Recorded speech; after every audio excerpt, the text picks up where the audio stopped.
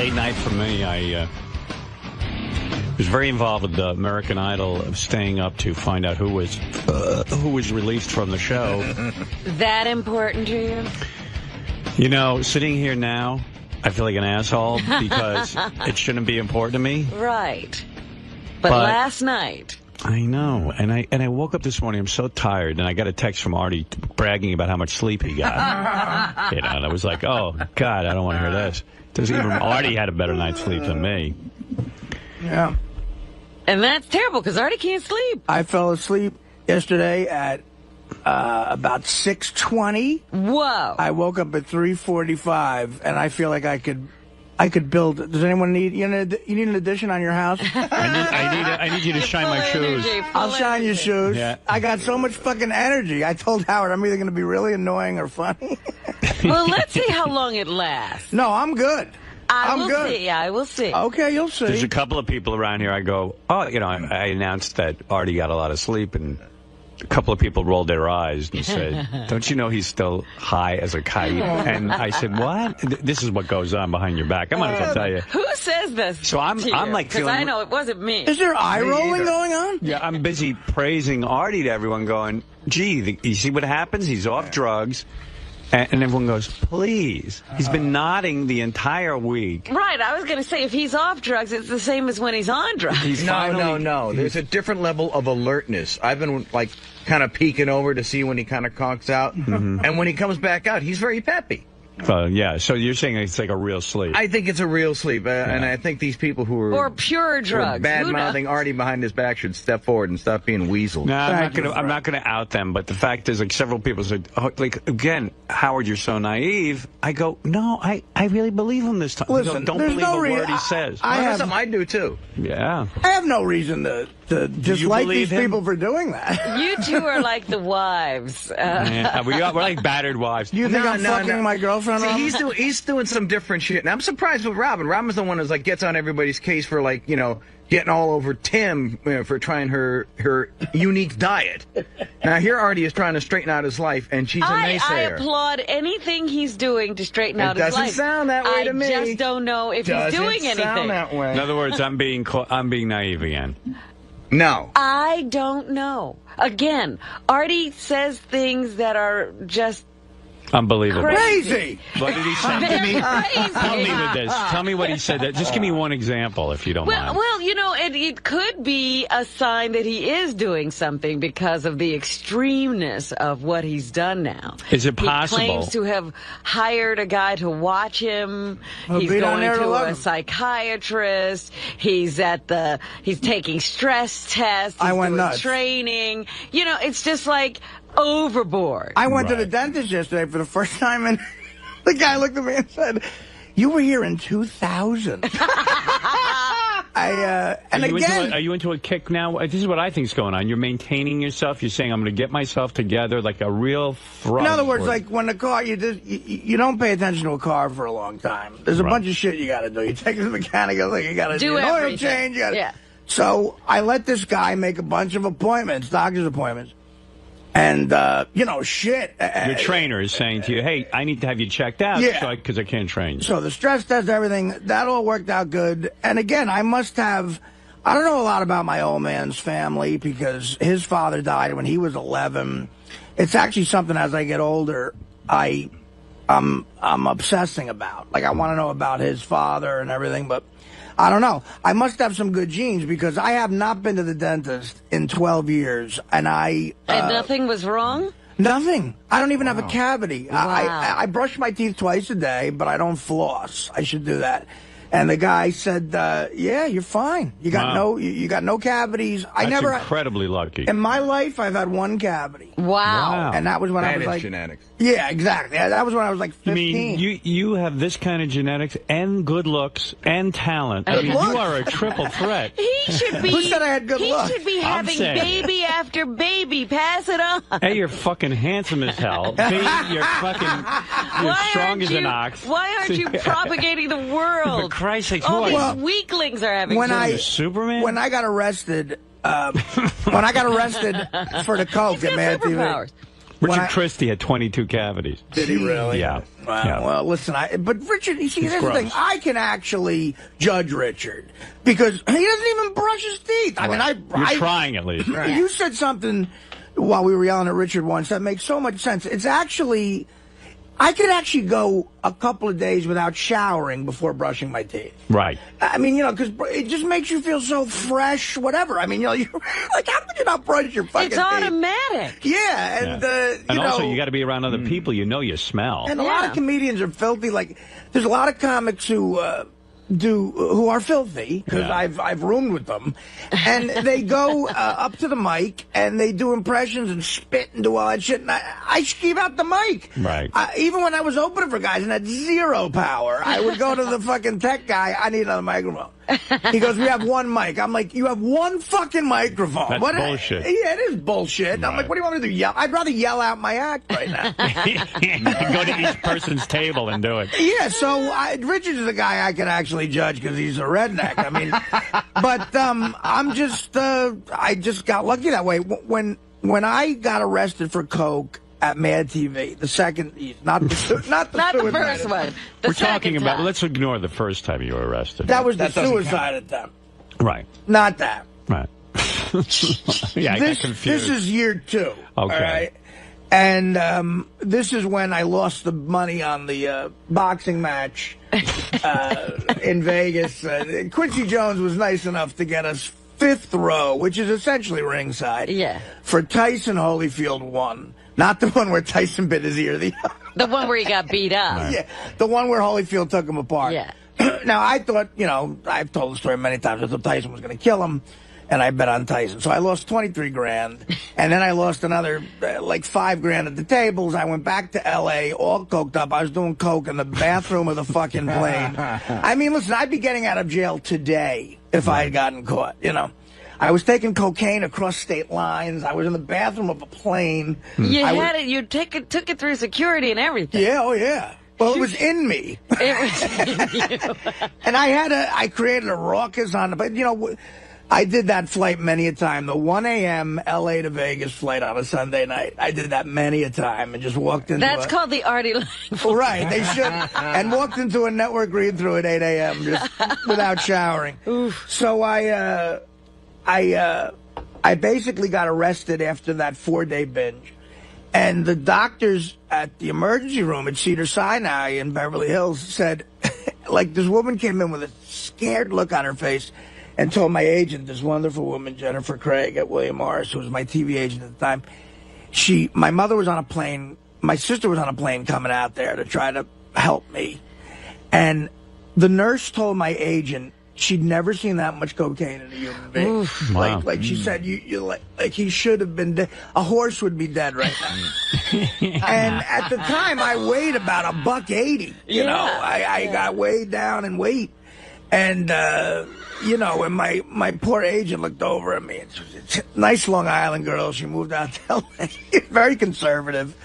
And she was crying, you know, and you made an agent cry. Yeah, she tried to domesticate me so much out there. Like my second season at Mad TV, she bought me a plant. She goes, put a plant in your house. Like, did you do anything? Take care of this plant. You know, if it was a pot plant, that would have been appropriate. Well, she bought me one of those big, long, a tall thing, big cocoa leaves. Yes. Me and Orlando had a balcony, so I put it out there. The plant was dead in 3 days. I didn't. Orlando was running all over the place. I had no time to take care of a fucking plant. I gave the plant coke. So so I just maybe I'm blessed with these genetics where I can take a lot of shit. Can't kill yourself. I'll tell you where I'm at. I'm believing you for some reason, and I believe that you are in some sort of I feel good. Rehabilitative kick where you're saying, okay, I'm pulling my health together. I'm trying. Don't you start 𝗦𝗫 system today? It was supposed to be this morning. Why did you ever see 𝗦𝗫 system food? Man? Sure. Yeah, it's dehydrated food. Yes, it's not real. Robin is right. Then what are you going to do? I know. I'm just going to eat properly. The last few times I lost weight, here's what I did. I would go to the fucking delicatessen. I'd get a turkey sandwich with mustard and some pickles. Right. I'd have that, and then I'd jog at night. And you know what? Eventually, That was all you ate? That turkey sandwich? Well, no. And then I'd have like a grilled chicken. I know how to eat well. Yeah, but you can get a chef to prepare the food. You don't need Nutrisystem. A chef, Robin. Yeah, they have these services now, They Artie. do. They actually prepare the food and they send it to you. Yeah, but I mean, a deli will make me a turkey sandwich. Right. I mean, you know. Yeah, but there's temptation there. Yeah. Let me tell you something. It's right next to liverwort. If you eat 3 meals a day with 2 little fruit snacks, Right. you'll be fine. You don't need Nutrisystem. Nutrisystem is a fine company. I don't want to fuck with Nutrisystem. They've been a long-time friend of this show, but I got this Have box. they? Yeah, they used to. Yeah. That's how we met Jennifer Not Aniston. anymore. No, hey, they're not here now. All right, You know, exactly. what have you done for me lately? I mean, growing up listening to you guys, I equated Nutrisystem with the show. Now, that's when they were good, when they were with the show. But listen, I saw what they wanted me to eat. And it just ain't happening. How did you see it? Like, did they deliver It something? got delivered to my... he saw the boxes. well, and again, this guy, the helicopter Mike, is a military guy. He'll eat shit. Right, they're used to bivouacs where Yeah. they sit out there eating out Like of a tin can. Like He mentioned that. Nutrisystem's a treat compared to that. Yeah. And, you know, you know, me growing up on my mother's cooking, I saw the lasagna.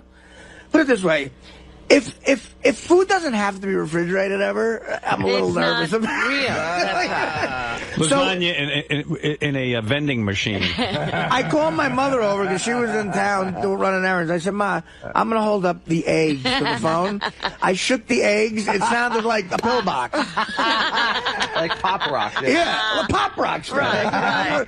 I'm afraid if I drank soda, I'd end up like, you know, Mikey and die. My heart would explode. So when you shake that at your mom probably goes, Artie, I'll come over and cook you something beautiful. Again, it's like she was here. Right. And no, she was like, don't put that in your body. Yeah. Nah. Plus, $350 for the month. Your mom's got to stay out of this diet. Yeah, can you imagine the kind of real food you could get for $350? But here's what my mother does. My mother, and again, I don't want my mother to make me food like I was a kid anymore. I can't do that because I don't want her. I want her to stay relaxed. Yeah, because she also cooks very fattening food. No, my mother, here's what my mother does. My mother, when I was trying to lose weight and I was living with her in my early 20s, she would make me broccoli rabe. Right. You know, and no oil, steam? Very little oil. And she would do it. She could make turkey meatballs and she could make grilled chicken. All right. And it's unbelievably great. It tastes fine. But then you end up eating like 3 chicken. Well, no, I mean, listen, I've been in situations before where the most I ever lost was I lost 70 pounds in a year. You're going to do it. You see, I believe you are off heroin, and I believe you're off Subutex. Howard, I am not on heroin. And I believe you're off Subutex. I haven't taken a Subutex in 8 days. Okay. So I think you're clean. Your body is now a temple. I think you are. Here's what I believe. It's not a temple. This is what I believe, and tell me if I'm wrong about any of my beliefs. I believe, as soon as you finish eating. Well, you were going to talk. He's dieting while... He's working on that diet. I haven't eaten. I mean, the most you're doing right now is a little bit of Coke or something. Okay, so listen. I haven't done Coke. June 14th, 97. I believe you're clean right now. Mm-hmm. I believe you are. The reason you weren't sleeping and tired is because your body's getting used to not being on Subutex. Look, by the way, Robin gave me cream yesterday for my hands.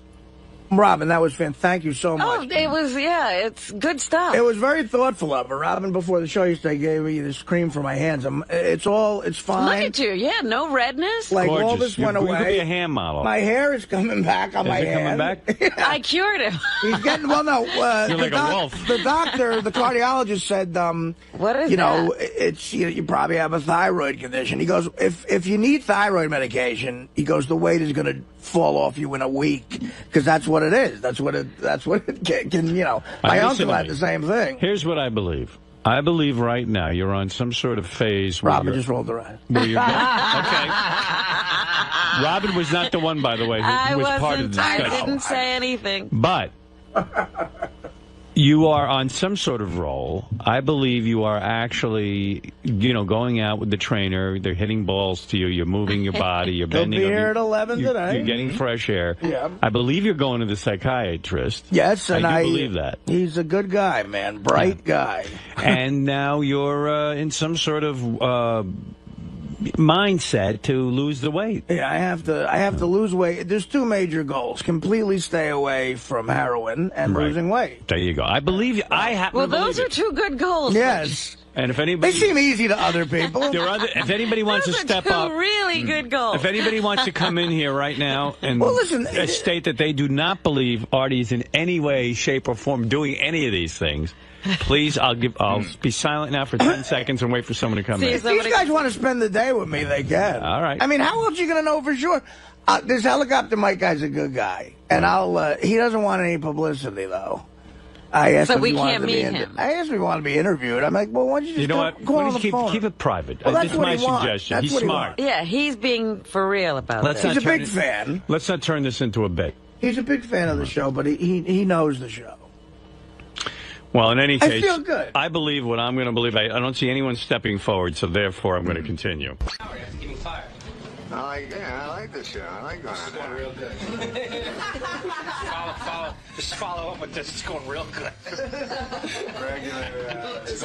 It's going in the time capsule, this one. So why do you want to come here and tell Howard your story? Because you like him? Yeah, I like doing this show. But is it going to help you out? I mean, is it going to help you out if going on this show? I mean, you know, a lot of people listen. Is it going to help you out, I mean, after this? How do I know? What the hell are you talking about? I wouldn't take that from him. I'd smack him. Who do you think he is? There's very few questions I can answer. I don't know what you're talking about. Norm Macdonald, great guy, funny guy. Saturday Night Live.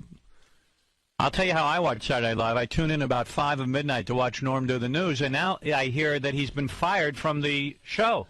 It's ridiculous. Unbelievable. Hey, what's up with that outfit, man? You look like a homie. He's like a rap star over there. You got a big baggy T-shirt on and big baggy pants. You're wild today. Like a black guy. You're like a black man. You even have black eye hair. Hey, put out that cigarette. It makes me laugh. What's the matter with you? Oh, Since when are you cigarette smoking? Smoker too. He's a mess since he got fired. No, I started smoking. Did you? Yeah. It's not Aren't you easy to nervous? Smart. People think it's easy to quit smoking, but it's really hard to start smoking. That's true. Because your parents give you a hard time? What? Because your parents give you a hard time when you start smoking. And they yell at At you. his age, he doesn't have a parent problem. Yeah, my dad is dead. Thanks for bringing Really? that up. Oh, yeah, I remember your dad died. Oh, that's nice. Didn't he ski into a tree? I don't remember exactly. All the cool dads die that way. Yeah. Wish my dad was Sonny Bono. What happened? Tell me everything. About the thing? Okay. So Norm calls Gary up. I see you went on Letterman last night and spilled your guts. It's all over the newspaper. I wanted to get you on first, but I had this stupid push-up contest going on. So I couldn't get you on right away. So I We missed have the our exclusive. priorities. Yeah, we have priorities, okay? You to me, I've said this a million times. Yeah. You are the shining light on Saturday Night Live. The best part of Saturday Night Live is when you do the news. Right. And in fact, when I went on Saturday Night Live, I only wanted to be on the news. I refused to be on any of the sketches. And you actually said this. And I said, the rest of Saturday Night Live sucks except for Norm. Yeah, that was great. That was great, right? Turned out you were completely wrong. According to the experts. So I don't understand what happened. I think most people would say that they probably do what I do. I tune in at 5 of 12 because I know you're coming up, and then they have the musical act. Right. And then I turn it off and go to bed. Right. So why did they fire you? How did they fire you? How did they tell you they're firing you? Tell me everything. Well, it was like over the holidays. It was. What holiday was that? The Christmas? Oh, okay. Go ahead. All right, just be clear. Over the Christmas holidays. Yeah. I was. Where were you? Were you at home? I was in Los Angeles, and then. With your wife? Yeah. And then I got. What do you mean, yeah? Yeah, I was. You're very rarely with her. That's why I asked. Yeah. I was with He's got a great marriage. He hardly ever goes home. Well, you could have that marriage if you wanted it. No, I can't. My wife said I can't. You asked permission. I don't think he asked. Oh, you don't? You just leave? What about when your wife says, hey, I want to go to New York with you? What's that now? What do you say to her? What do you say to your wife? My wife? Are you married or not? Are you married?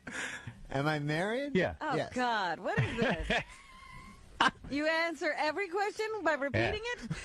So what happened? I mean, nobody's better at the news than you. They used to have Kevin Nealon doing it. He was horrible. Horrible. Horrible. All right? Horrible. He was horrible. He really was. He's a nice guy, but he was not good at reading the news. He's a good man. Good man. All right. Tell me what happened. You were over the holidays. You had to spend some time with your wife. So then I started hearing stuff about, hey, it doesn't look good, and things. They want to make changes, and I didn't know what they were talking. Who was telling you this? Just different people at Saturday Night Live, you know. The cast, you mean? No, the people that work there, like the other guys that you don't know. Is it true that the rest of the cast doesn't like you much? I read that in the paper today. Is that true? You did? Yeah, come on, be honest. Is that true? I don't know. I know for a fact, because I did Saturday Night Live, you told me you lock yourself pretty much in your own room and you don't really communicate much with the rest of the staff. Is that true? The cast? Yeah. Well, I mean, I like them. You do? But Yeah. they don't like you much? Well, how the hell do you know if a guy likes you or not? You can tell if people enjoy being around you. Are you difficult? Oh, no. You're not. Okay, all right. So you... probably is. I don't think Norm sees himself. No. So... you had heard rumors that there were going to be changes. It doesn't look good. It doesn't look good, yeah. All right, go ahead. Who said that to you? Just people, I don't know. Name people names. on the show. Well, nobody knows. Why are you being so evasive? Name the names of the people You who can said tell us what their position is. I mean, Well, guys on the show, you know, nobody knows these. Would you say people. guys on the show? You know, like not cast members, it's just Writers. writers? The guy with the long hair, the fat guy who writes for you. What's his name? Okay, so he tells Frank you... Sebastiano. Frank Sebastiano. He's You a want good me guy. to name names? He's a funny guy. So He he is the told guy. you it didn't look good. It didn't look good. Yeah. So then, But you got to see Frank Sebastiano to know that you would not put any credence in anything he said. Okay. All right, go ahead. So Frank Sebastiano keeps telling me it doesn't look good, and I'm going, that's just Frank, you know. Yeah, he don't know anything. Right? He doesn't Yeah, know anything. right. So then, you know, and plus everybody's always saying that to me. Hey, things don't look good. Right, you even say things don't look good. Yeah, right. people don't like you, and I go, I don't know, what? Who cares, right? I can't believe that people don't like you, but go ahead. So then when I got back there this week, right? And so then I was hanging out and stuff, and then the guys go, hey, man, you got to call this dude Don 𝗏, who's the president of the network. Don 𝗏 is the president of NBC. Right. And they're telling you you've got to call Don 𝗏. Yeah. He tried to get in touch with you, and they said, please call Don 𝗏. Who tells you to call Don 𝗏? He didn't try to get in touch with me. He said to Lauren, I want this guy off update, you know. He said What? Don 𝗏 wants you off update. He told Lauren that. Lauren wants you on, but Right. Don 𝗏 wants you off. Right. I don't buy that for a minute. Well, what do you... Lauren wants you off of it. And he's afraid to tell you to your face because he has So a he has relationship Don with you. 𝗏 do it. So he has Don 𝗏 do it. Because Go what ahead. has he got to do with Saturday Night Live? Am I right or am I wrong? I don't think you're right. Oh, I know I'm right. Yeah? I'd bet any amount of money on it. So you're telling me Lauren got me off Saturday Night? Yeah. Doesn't he run Yeah. Saturday Night Live? They don't tell Lauren who to take off Saturday Night Live. You think Lauren's on you? Lauren digs you, right? Yeah. You think Lauren is against what Don 𝗏 is doing? Well, that's what he told me. And that he can't do anything about it? Man, you're naive. First you speak to Lauren, right? And Lauren says call Don 𝗏. Yeah, he said, you know, you should call Don and... When has any staff member had to call Don? Lauren's the guy in charge of Saturday Night Live. Why do you have to call Don 𝗏? Well, he's like apparently I don't even know what the guy is. Yeah. He's the president of the whole something. network. Yeah, but when any other instructions about what you're doing happened, where did they come from? In my... In your tenure there, who talked to you about what was going on? Answer the question. it was Lauren. Right. Fine. So why now are you talking to Don 𝗏? Because Lauren doesn't have the balls to tell you he wants you off Weekend Update. Wait a minute, Lauren doesn't want me on Weekend Right. Weekend That's Update? it. I'm being serious with you now. Of course. Well, that's horrible. All right. So you called Don 𝗏. Tell me more about what happened Because he here. told me he wanted me on Update. Yeah, of course he he's told you lying to that. you. He's lying. I would do the same thing. If I didn't want Fred on the show, I wouldn't do it myself. I know Fred 10 years. I can't do it. I'd have Tom tell him. Right. Wait a minute. Of course. No, but you Every could be weasel wrong. does that, and I'm the biggest weasel there is. Lauren doesn't want to tell you. How's Lauren going to tell you? He Right. likes you. He likes me, right? Right, but he doesn't want you anymore. Oh. It's a business thing. Be serious with me. Do you buy for a minute that Don 𝗏 has the power to do this? And what is Don 𝗏 probably doesn't even watch the show. All right, let me He's hear there. this. So when you called Don 𝗏, what did he say? He said he didn't want me to do an update. Why? Because he doesn't think I was funny. He said that to your face. I mean, he said that to you on the phone. Yeah. I don't think He you're on funny. the phone he did this? Yeah. And you said, well, I am funny, right? No. What did you say? I said, you know, funny is just whatever you think. I mean, I believe you don't think I'm funny. You might be the only funny guy on there, on that whole show. That might be the only... Don thinks the rest of the show is funny. Does Don think the rest of the kids? Does he think those cheerleaders are so funny? He said to me that Update is like dragging down the show, and that... Really? Yeah. Gee, I must not know anything. Yeah. Well, and then what did you do? Did you yell at him? Did you say anything to him, or did you just hang up? Well, tell me. No, I just said, listen, you know, if I'm unfunny, then he said, you know, I want you to be better. And I go, well, I can't, because if I'm not funny... How can I make myself funny? An unfunny guy can't be funny, yeah. Right. This is really the discussion you have with this idiot. Yeah, so then I said, but this decision is coming from you, right? And he goes, what? And then I go, because I talk to people on the show, Lauren and stuff, and they're for me. And he goes, well, if that's what they tell you, sure, blame me.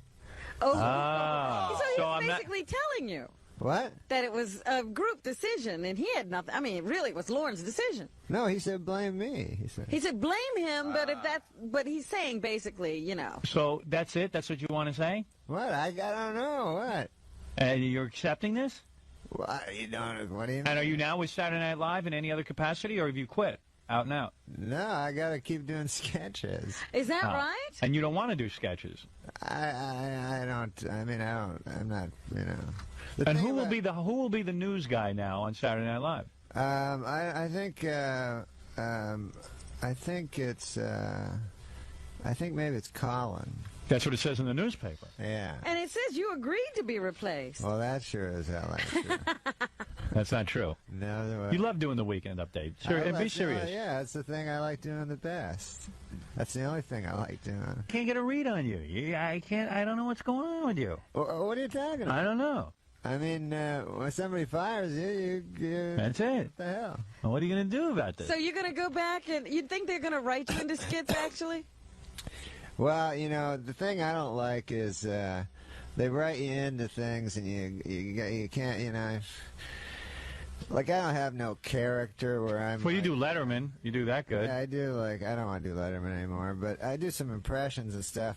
But sometimes they write you in sketches, and this is what they didn't do when I was on Update, because I had Update. Yeah. But all of a sudden, you got to be like... you know, you got to be like the scientist that discovered Monkey Boy or something. I know. Yeah, you're not even Goat Boy. You're like... You're the scientist who discovered Monkey Boy. Yeah, You're being the straight man to Monkey Boy. Right, yeah, I don't get Goat Boy myself either. I mean, I'm with you on this. I don't understand the Goat Boy sketch. I like Goat Boy. Goat Boy's cool. They just run it too long. I was talking about that Monkey it? Boy. Monkey? Oh, you don't like Monkey Boy. Monkey Boy Okay. you don't like, Yeah, huh? I'm with you. I agree with you on Monkey Boy. Yeah. Nobody likes Monkey Boy. I say, after the makeup, what's up? Like, even those two women that do they do a sketch where it's public radio. Yeah. Yes. The first time they did, I said, "Man, that is brilliant. Yeah, that is public radio." Now they've done it 87 times, and I'm like, it goes "Well, nowhere." Yeah, I mean, I'm immediately out of there, and I just come back when Norm's on. Well, sometimes they do that. You know, like I did impression of Letterman on the show. Yeah. And then they wanted me to do it again. I said, I don't want to do it again. I already did it. Yeah. You know And what you I feel like mean? you're beating the guy up after a while. And plus, it's only funny once. Right. Like, do it once. Everyone goes, "It's brilliant," Yeah, and then figure something else Yeah, and then out. if there's another reason for it, you just don't write something to have Letterman on again. And then, like, even the cheerleaders, first time I saw that, I said, "Man, that's brilliant." Yeah. Or Perfect even those send-up of guys who bob cheerleaders. their heads, you know, that was funny the Brilliant. first couple of times. Yeah. Now they're making a movie out of that. Oh. Yeah. It's insane. It's insane. The world is insane. Don 𝗲𝗏 is a good man, though. I mean, Boo, man, don't kiss the corporate ass that just fired you. no, He's not a good man. He's a coward. You're Why? not funny. Why? He said you're not funny, number one, which you are. He's a skunk. look, He's a skunk. Listen, I've heard all kinds of Dude. horrible stories about Don A 𝗲𝗏. guy calls you up and tells you you're not funny. You're a performer who makes his living being You've funny. been doing it for 4 years. You You're think, not funny. You think that's a delicate way to tell a guy he's fired? How about saying we just want to make a change, we feel like it's getting a little stale, something like that. But you're a very funny guy. Can't say that. He has to say to your face, "You're not funny." That's what he thinks. It's. I'd rather hear that than what. So why do you say he's a nice guy? So why is he a nice guy? That's not nice. He just seems like he's stuck by his OJ. You know, he's stuck by his friend. There you go. Yeah, Don 𝗲𝗏 is the guy who's stuck by OJ, isn't he? Well, I would say he was a good judge Yeah. of anything. Don Omar likes OJ. Yeah, he wanted to put OJ on TV and have him redeem himself. Don't tell me he's a good guy. I just feel like Don Omar has like gone through a lot of problems. He was, you know, he was. People said he sexually harassed women, and he went to, you know, that he was a drunk and all this stuff. Who said that? Well, he went to rehab. He did? Yeah.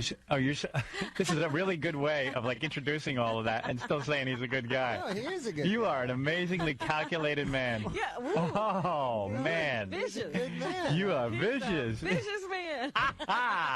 Well, you don't not think anyone's funny. seeing through this? Dude, Funny. what's the matter with you? I'm just saying, you know, that he's a guy that's taken some knocks over the. You want me to call Don Omar right now and ask him if he could have your job back? Sure. Okay. Gary, let's take a break. Give me the phone number for Don Ohlmeyer. Where is he? Do you have a number on him? Lojo probably has a number on. Lojo. Who's Lojo? Lojo. Is that the guy you're with? No, she's my assistant. Lojo. Yeah. Let me see her. Is she here? Yeah. Let me take a look at your assistant, man. What's that about? She's just my Is she hot? assistant. No, she's not hot. Really? She's not, I don't want to say that. You just did. He just did. He goes, I don't want to say that. No. Is she like a sexy assistant? No, Yeah. I don't. What? Want to, you know, she's a very nice girl. Lojo. So I don't want to say she's not hot. You know what Lojo rhymes with? What? Oh, bloke. Yeah, oh, shh. Sorry. It actually doesn't rhyme with that, No, does it it? doesn't. No.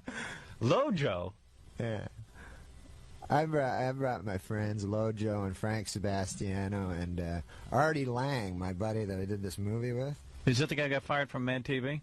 Yeah, man, he got fired from Mad TV. Yeah. This is the coolest story. What did he? Where is he? Bring him in too. He's a good guy, man. Come on in here. Funniest story. What's this guy's name?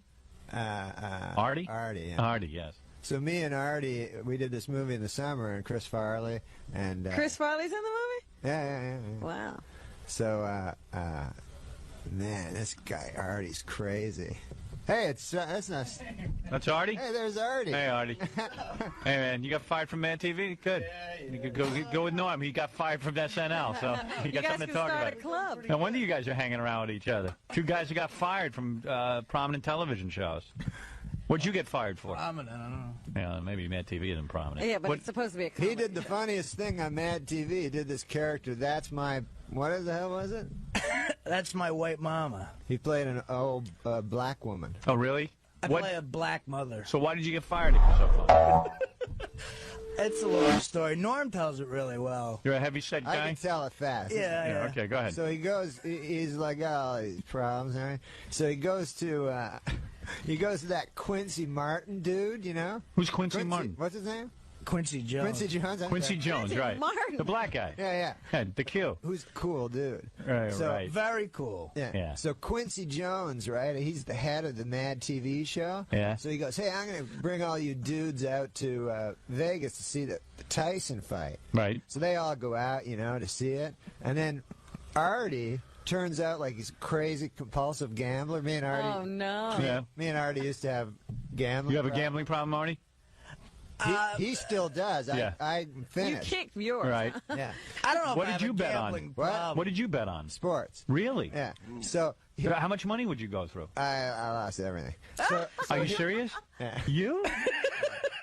So I don't see you as like a sports You kind of actually guy. watched I don't know anything No, he's about very sports. good. You're Is very he? good at picking the games. Yeah, not when he puts money on him. No, He's a mush. he gives me a lot of good tips. How much money would you say you lost gambling? I lost everything. I know an exact number there. Go ahead, give it. What's the exact number? Go ahead. Go ahead, Artie. That's a few $1,000. Yeah? A couple $100,000? Something like that. Was this money that you earned on Saturday Night Live? What? Was this money you earned on Saturday Night Live? Yeah. Is Go ahead. this what cured you, losing a whole bundle? Yeah, I just, I didn't have any more money. So, Wow. So this dude, right? I didn't know that about you. No wonder Don Ohlmeyer hates you. I'm with Don Ohlmeyer. Who needs a compulsive gambler? Yeah, around the set. So this dude, Quincy Martin, takes him to Quincy Jones. I'm sorry, Quincy Jones. Quincy Jones had nothing to do with this. No, he didn't. have anything. Right. So he says, hey, I'm going to take the cast of the Mad TV, man. to the-" Is that how Quincy Jones talks? Yeah, that's it. That's exactly. That's it. You know, you do good impressions. Well, Yeah, So you he can goes, do that on "Ah, man, you jive turkeys. We're going down to the. I can't do a black dude. Go down Dead to on, man. the That Tyson is fight. dead Yeah, so they go to the Tyson fight, right? Right. Then this dude, Artie. Artie bets like more money than he has. Like How much did you bet? I bet like $15,000. Okay. Right? So then, of course, Tyson loses. So then he goes crazy. He doesn't know what to do. He's trying to get his money back, so he goes to the casino, loses a bunch of money in the casino. How much did you lose in the casino? Like another $5,000. Okay, then you're down 20. This sent you on a tear. Huh? Yeah. He just went into a spiral. Then he does a bunch of coke and beats up his manager. Really? And gets thrown in jail. Really? And then when he gets thrown in jail, some dude...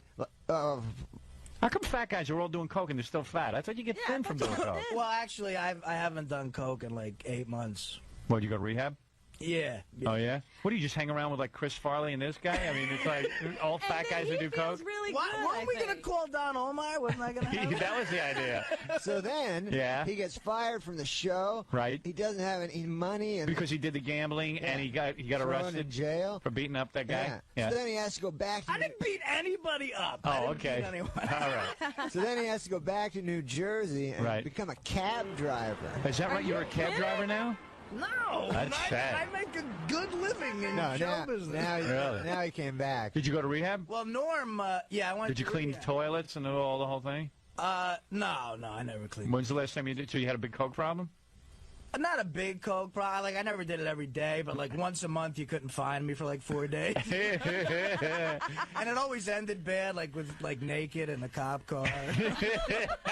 And I went to like LA County Jail for like 4 days. I love out of control guys. There he is. Yeah.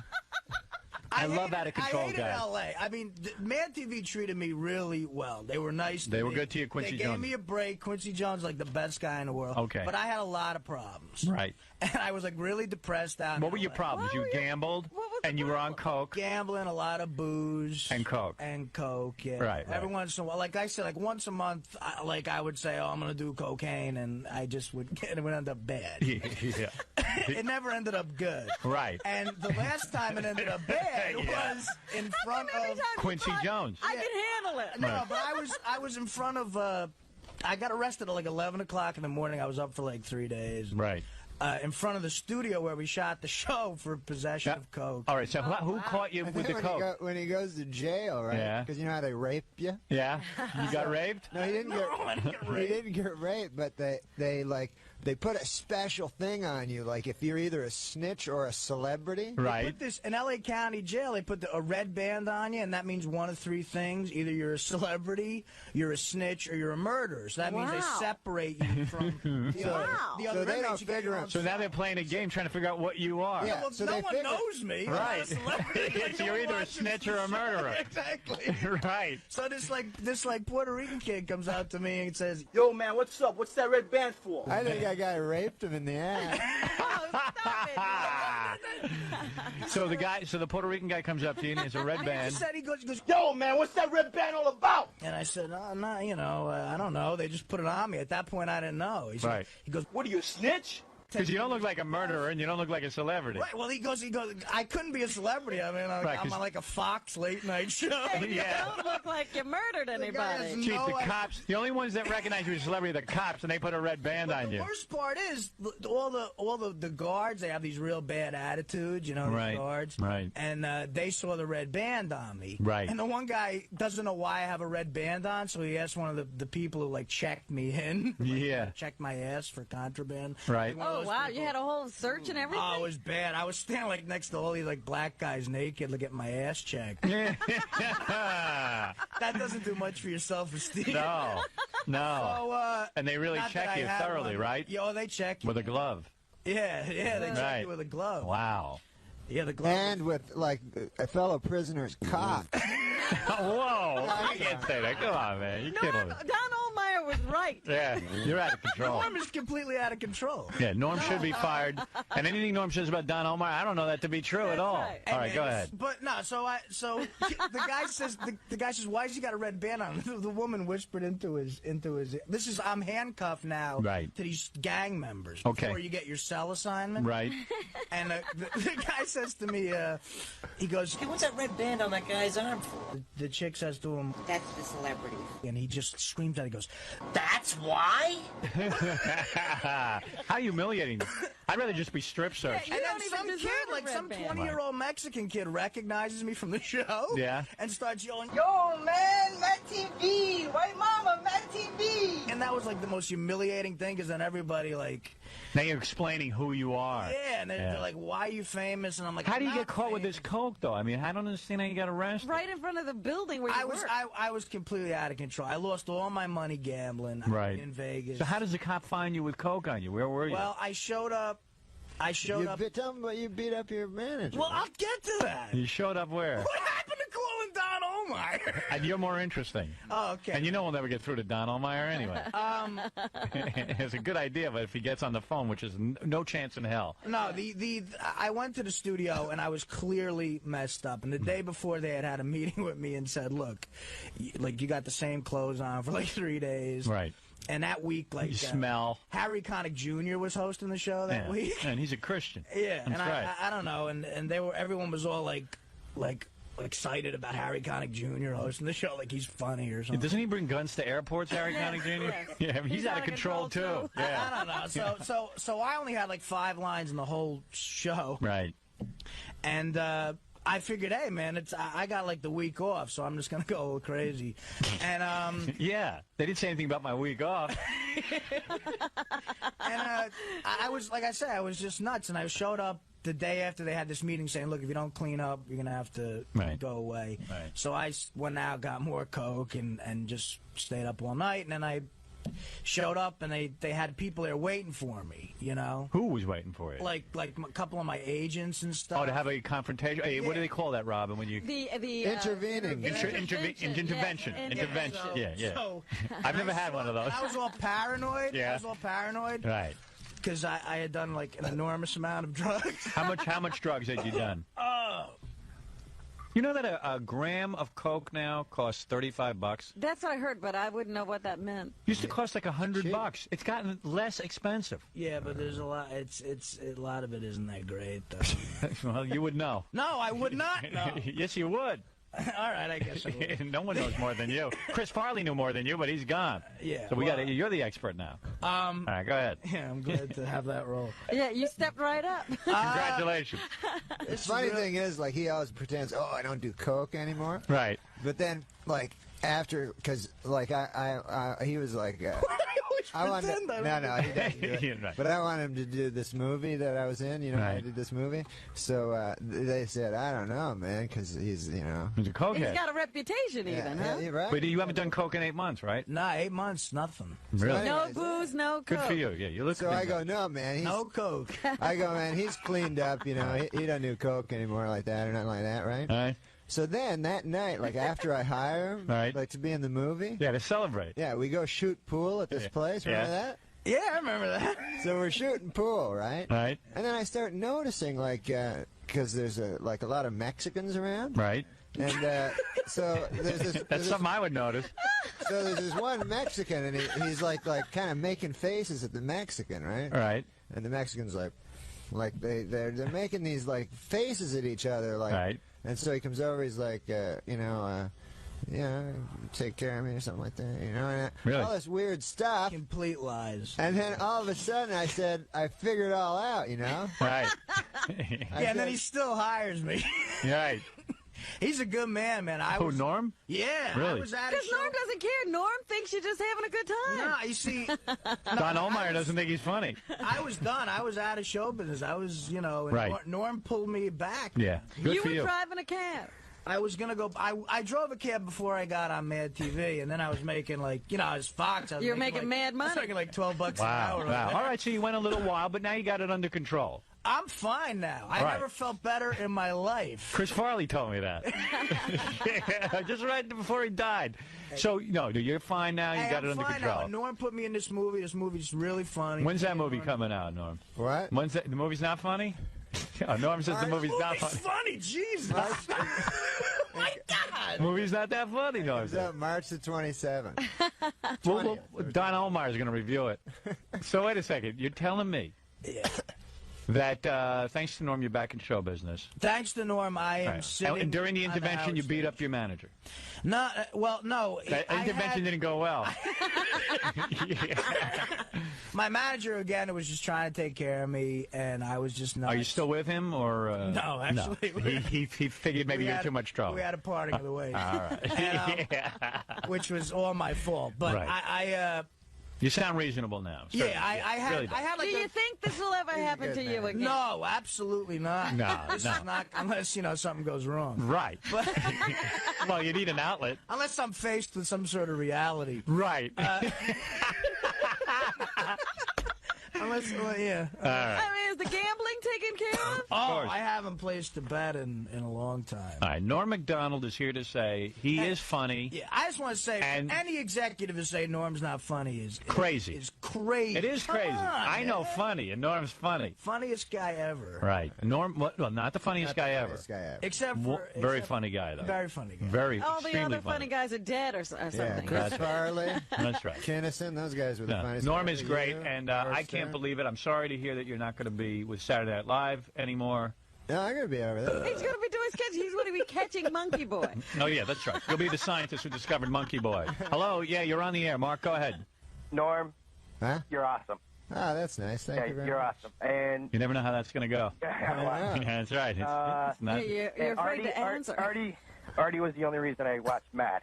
Whoa! Yeah, well, I've been a prolific reader of Mad for many years. Oh, he wasn't in the magazine. He wasn't in the magazine. Yeah. He wanted to be, but they wouldn't put him in. Yeah. Yeah. Well, that's nice of you to say. Thanks, man. It was. All right, who cares? Hey, he was a good guy, that guy. That was the Puerto Rican you met in jail. Yeah, he wants to propose to you. Yeah, we're dating. We're dating. All right, listen, I got to get out of this. this. The guy thatAz raped him. Will you stop it, Norm? I got to get out of this. Okay. All right, listen, Norm. I got to go? Well, yeah. I had you on for over an hour and a half. He has no place to go now. Norm never asked that question. I called Don Omar, but he's not going to pick up the phone. Yeah, he will. No, he won't. Lojo has his number. Lojo's got the... Where's Lojo? Let's get the real number, then. But I got to take a break. Hey, Howard. What? So Don Omar's on the West Coast, and all you get is voice. Not even his voicemail. You just get NBC's voicemail. I told you. Yeah. You're not going to get Don Omar anyway. Yeah. He's going to hide. Yeah. But hey, man, I hope it. I hope. I don't know. What do I hope, Robin? It works out for you. I hope it works out for you. What am I going to tell you? We got a job opening on this show. You sit right over there. All right. Listen. I want to thank Norm Macdonald. I want to thank Artie Lange. They got a movie coming out sometime. What's the movie called? Dirty Work. Dirty Work? Okay, well, look when will that be? Huh? What? March. They say March 27. All right, we're looking forward to that. Are you really? What year would that be? That'd be this year. This year. Okay. There you go. Bob Saget directed the movie? Yeah. Is that right? Yeah. Yeah, okay. Both of you guys are a lot of fun. And good luck to you. Good luck to you. I don't know. See, this was hard for me because... this was hard for me, too. I just like coming on and being funny and stuff and talking. And this You were like funny. That was funny. This was like a real thing. It's weird, Dude, it was good. Oh, okay. Just remember one thing. Lorne Michaels is in on this, okay? Trust me, I've been through a lot of firings in my time. I don't know much, but I know about firing. Why would Don Ohlmeyer all of a sudden get involved in the internal affairs of Saturday Night Live? He's the hatchet man. Wow. All right. I have no opinion on that. You know what? You need Coke. You're a lot better off on it. In a bet. All right, listen. We'll be back. We're going to do the news for you. The great Norm Macdonald, who I love, and Artie Lange, you are a new friend of the show. We dig you, man. Thanks, man. Go out and get into more trouble, we'll have you back on. All right. All right. I'll see what I can do. You are in some serious trouble now. Yeah. What a way to end your career. Yeah, this was great. I couldn't think of a better way to end. To go out on the End a glorious career and have Norm ruin my life on national radio. You really owe him. Yeah. All right, guys. Thanks for coming down. Thanks, man. All right, This was great. Thanks. Star rules. Drew for every month, and it's really nice. She's trying to do something nice, and she says to say hi, and that Mitch loved doing the show and everything. Yeah. We love I him. said, like those 2 weeks when I saw you 2 weeks before you died, like, what was your life like? What was happening? She was just like, we were on the road in a trailer, in a camper all the time, just completely, like we kept saying, we're going to change, and it never changed, and life just spun out of control. Right. And then, before you knew it, it was too late. But So you... But I have a very light December. I should hope. Yes, I do. I have a very light December. Good. Maybe you'll go away somewhere and relax. And we got Christmas. Are you going to the Fat Farm? Remember you were talking about that? That's still a possibility. He's not going to any farm. I might. It's only a possibility. He just won't commit to Well, because anything. the guy who wants me to go with him, my date, is supposed to do some research. I haven't heard from him. It's like a spa thing. But you got to take this into your own hands, Artie. I would definitely go. Maybe you said I should go by myself. You should go under any circumstances. You should be going whether he goes or not. All right. Maybe I'll go. Only a maybe. Right after the bagel. Eat your bagel. I haven't eaten in today's eating. I haven't eaten. See, I'm the direct opposite of Howard because he couldn't sleep, and now maybe I have too much sleep. Al, you're on the air in Hartford, Connecticut. Hey, Howard. Hey, Al. First of all, could somebody get Artie a shirt? I mean, come on. You're going to let the guy sit in his filthy shirt from yesterday? It's not that filthy. It's actually a shirt that's a gift from Sal and his wife. Artie, it's a day old. Come on, buddy. I know, but hey, I mean, what do you want me to tell When you? you sleep in your clothes, like when you get up, do you put any deodorant or anything, new deodorant on, or you don't even have time? Well, you think I put deodorant on and put the same shirt back on? So, what do you do? Like, are you going to start stinking? I didn't even, no, I think I'm hygienic enough to where it would take a couple days before I started to stink. I wash pretty regularly. But do you think if like someone gave you a hug, like a hot chick or something right now, she might detect a little stench? You know what? I doubt it. I'd be surprised with how I These are pretty clean. Wash on a regular, especially in the winter time. Let's hope that the woman of his dreams doesn't walk in here today. Let's. Well, she does every other day. Is Artie leaving right from here to go to the airport? Yeah. Oh my God. Ooh. Have you defecated since? When's the last time you defecated? I didn't. I haven't. No, thank God. You should defecate before you get on the plane. I have a suggestion God, that means you see. You're right. You just fucking. I got to shit at the airport. That's the worst ever. But I could go into the Continental Lounge. That's what I'll do. I have a suggestion for Artie. I don't know if he wants to use it. Baby wipes. Do it like a shower with baby wipes. Yeah, I know, but I don't. Sitz bath. You want to get the He's fuck gonna get out a of case of baby wipes. A case of baby wipes and wipe down. No, I mean, but what you do, you just splash some of that toilet water on your balls. No, I'm telling you, man. BO and toilet water. A toilet at an airport. You want to be out of there as soon as humanly possible. I've never shit at an airport. It's the worst. I'm so paranoid about stuff like that. I mean, I'll force myself to shit before I have to go on a what plane. am I going to do? Sometimes it's just absolutely necessary. But, they have these... I'll tell you, the greatest thing ever, I had to fly to Germany once through Heathrow Airport, and I got one of them Virgin upper-class tickets because it was on someone else's dime. And if you have one of those tickets, if you have a layover at Heathrow, my God, they say, look, the English stewardess comes up and says, listen, I know you have a layover, you're going to Germany. Yeah, you can shower at Heathrow. And I'm like, shower? I'm not fucking going near those gross airport showers.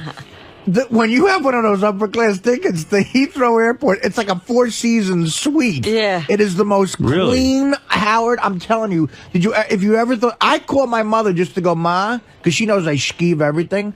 I go, Ma, your son just took a shower at an airport. She goes, what? I go, this Heathrow Airport with this ticket, they give you clean towels, it's private, it's your own room. Do they give you bath slippers so that you don't get your feet on the tile? Everything like that. If you want bath slippers, you can have it for the shower.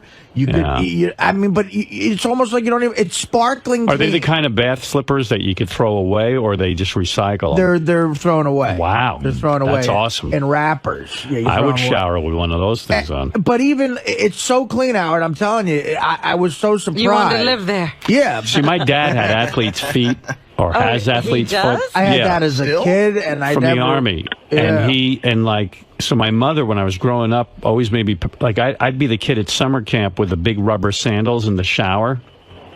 And the kids are looking at you like, you're whacked out of your skull. No, my old man used to make me wear those if we were at, like, the town pool or something. Yeah, but back then it was kind of bizarre to see somebody walking into a shower with shoes on. I'm glad my mom did it because I'll tell you what, that athlete's foot is nasty. Your father still has it? I don't know if he still has it, but I mean, he had it for a long time. That sounds like a terminal case. Yeah, he had the funkiest feet ever. Oh my goodness! Like he had a whole situation, and he was always putting big corn powder in his socks. From the army, the fucking army made him. That sucks. Hey, is there something wrong with our phone banks? I know I see one whole bank is out, isn't it? Yes. What happened? I don't know. It's out. They're trying to fix it now. All right. Man, we always have trouble with that phone stuff. Artie, this guy wants to say hello to Artie. This is Tim in Maynesville, Ohio. Go ahead, Tim. Say hi to Artie. Hey, Artie and Howard. How you guys doing? Tim, how you doing? I'm doing good. Hey, man, the reason I'm calling, Artie, is I think you need to come clean, man, about your doctor's visit, man. I'm a diabetic myself, man, and I'll tell you right now, man, it ain't nothing to play with. And hearing John Hine talk about it, man, he kind of blows it off too. But anyway, you know how John Hine checked your blood sugar with that little machine? Right. Well, there's a machine that does the same thing when you go to the doctor. That within 10 minutes, man, it can tell what your average blood sugar was for the last. Well, Artie explained he had eaten he went to the doctor and he had eaten a high concentration of sugar. And it shot up his blood sugar level, and that when he went to the doctor later in the day, the doctor said no, he wasn't diabetic, but he was concerned about Artie's weight and Artie's heart. And his liver. Right. Yeah, so I don't think Artie is not telling the truth or being dishonest. Okay, well, I'm very concerned too, man, because it's not a joke, man. Diabetes is serious. Well, we know it is. Artie's losing on a number of fronts. It's not just the diabetic one. Yeah, there's many reasons to worry about Artie and his health. Yeah. I got a beautiful email from... I'm hoping my bookie kills me. I got a beautiful email from Dana. What? Whoa. Yes, I did. I heard from Dana last. Once in a while we You're hearing from Dana. I heard from Dana.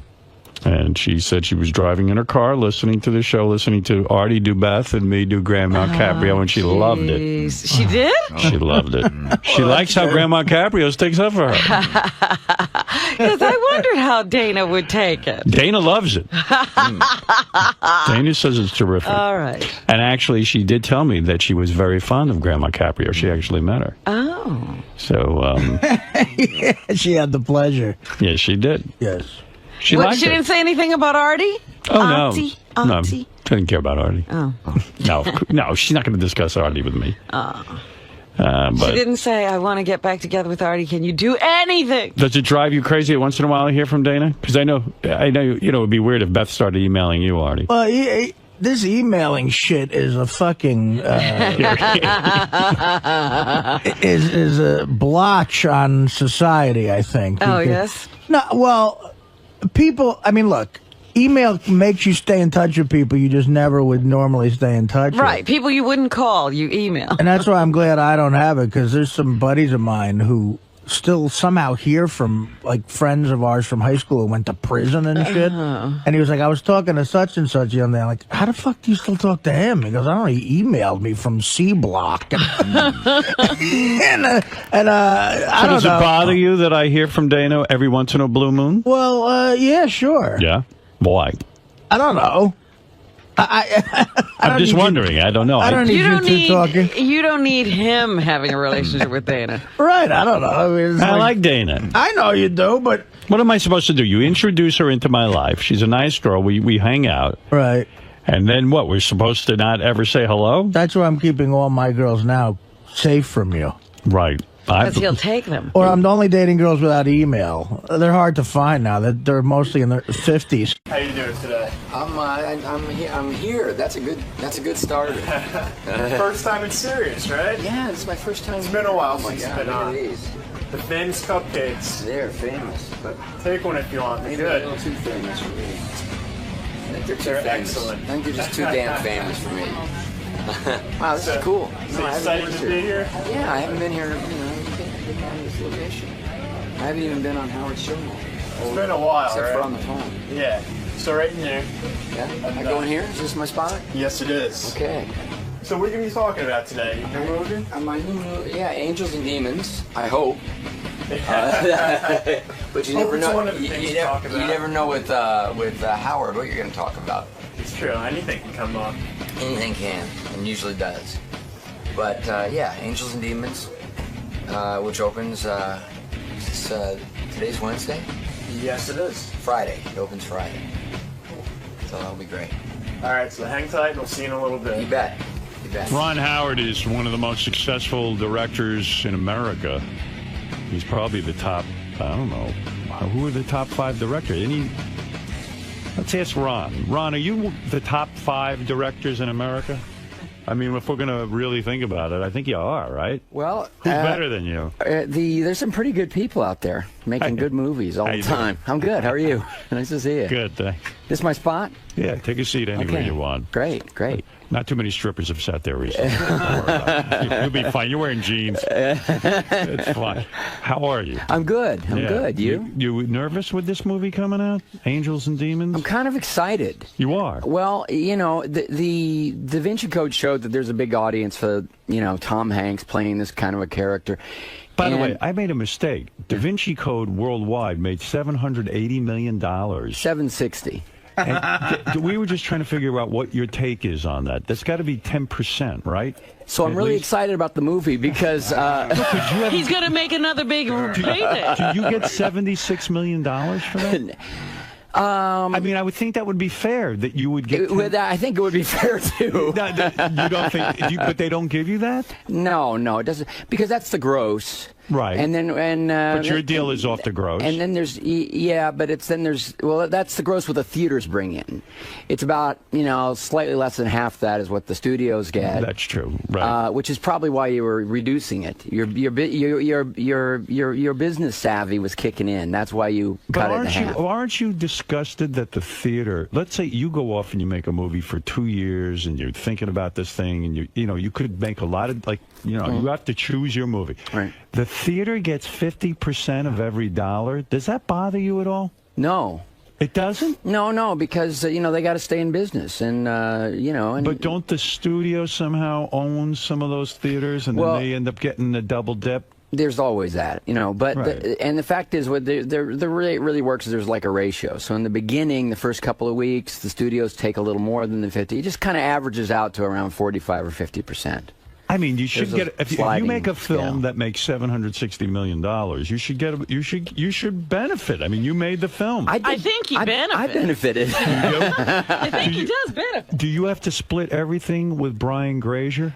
We've had that partnership for 20-some years. Everything goes into the pot. So it's 50-50 with you too. But you know what? 24 goes into the pot too, and that's Brian. Nice. And Brian produced that. Oh yeah. So anything he produces, show... you get half of. Huh? Anything he produces, you get. Yeah, everything just goes into a pot. Wow. You know, I see the name Imagine, which is your film company, your production company. I see your name on everything. Imagine. Right. I can't imagine how you guys can be that involved in all of these projects. What do? You farm them out to people? I mean, you can't be that involved in everything. Well, I mean, it's a company, so we have some great executives, right? Karen 𝗏𝗏 and others who do great work, and executive producers and directors. Has Imagine had any failures that I don't know about? I mean, it seems like everything's a winner with you. Well, let's keep it like that. Let's Are not there delve. Failures? Of course, we have disappointments. What is your greatest disappointment? Who, as a director, maybe? Okay, what film did you make? I can't even think. What film did you make that didn't do well financially that you think should have been? Well, I made a Western, with The Missing, with Cate Blanchett and Tommy Lee Jones. I loved this movie, but we really couldn't get people to go see it. Is that right? That happens. The Missing. Yeah. It's your worst nightmare. You put in 2 years. I see everything, and I don't think I saw that. But I love the movie. I mean, so if you did it get good reviews? Mixed reviews, but it's real glowing. Some loved it, some didn't like it much at all. I'm going to rent it. It's good. I will watch it. I personally am really proud of it. I missed that one. I really did. I mean, I see pretty much everything you do. Well, we talked about Frost Nixon. You could. Yeah, I love Frost Nixon. But are there any that were personal disappointments that you thought, all right, you go into every concept, of course, with great expectations, that you didn't like the final result, that you didn't... There's, you know, there are always elements of everything that you wish you had another chance to do, and so forth. But I sort of quit talking about it because one time somebody said, "Well, what's your least favorite movie?" And I was talking, and it was a bunch of kids. It was high school students at a class, and I'm talking to them very frankly, very honestly, and I told them. And the look of disappointment, because that was their favorite. So, once I make them, it's not really up to me. It's, people like the ones they like. You sit and watch these films ever? Do you ever go back and see them again? Yeah. I don't, unless I have to do a DVD 20th anniversary commentary, which I've been around long enough that that's starting to come up. Right, and also you were honored recently. I have the DVD. I haven't watched it yet. There was like a whole commemoration of your career and all the films you've made. Right? It was a whole. I didn't see that, but I know about it. Why wouldn't you go back and watch these films? Well, I'd be proud of them. I am proud of them. If I bump into them or something and I watch a few scenes, but I saw them a lot. When we made them. But when you, let's say you're laying in bed and you watch TV and Splash comes on or something. If I catch it in the middle, I'll watch a few scenes. You will. When I did we did a commentary for that a while back. I was really proud of it. I thought it worked great. We did a Parenthood one. Now there's going to be a new television series based on Parenthood. Oh, no kidding. Yeah. Ka-ching. Well, thank you. Wow. It's the same guy who created Friday Night Lights as a movie. I mean, as a television show for us. And he came to Brian and I and said, I want to do Parenthood, and I want to do this family. And we said, why don't you just invent your own family? He says, well, I love the structure of that family and those characters. And he wrote a fantastic script, and the pilot got picked up. I mean, if you're not one of the wealthiest guys in Hollywood, then who is? I mean, you've got to be tremendously successful financially. I'm thinking this through. I mean, I started a production company. I used to make these productions. You couldn't get paid. Right. But you're able to. But he manages, You're able to make a living out of it. I like that. I try to get paid as often as possible. But how many projects do you consider every year that don't get, not everything gets picked up. Not everything gets a go. Oh, no. I mean, for me as a director, I'm always developing 5 or 6 things, and I can only do a movie every 18 months. Right now, do you have 5 movies in mind that you want to make? Yeah. You do? Yeah. You mean that you're actively developing? Well, but will the screenplays come together? Could you ever get the right casting?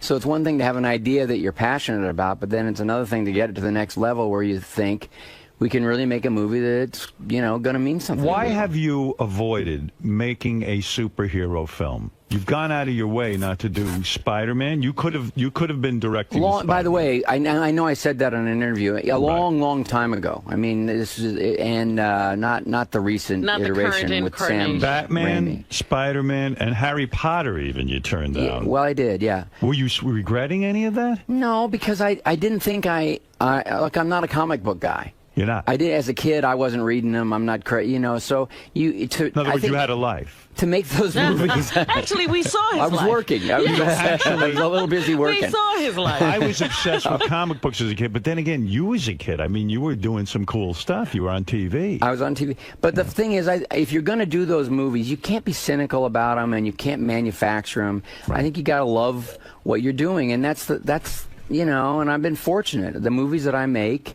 the whole array of them, whether it's comedies or How the Grinch, a fantasy like How the Grinch Stole Christmas, Angels and Demons. These are ideas that fascinate me. Did you see Spider-Man?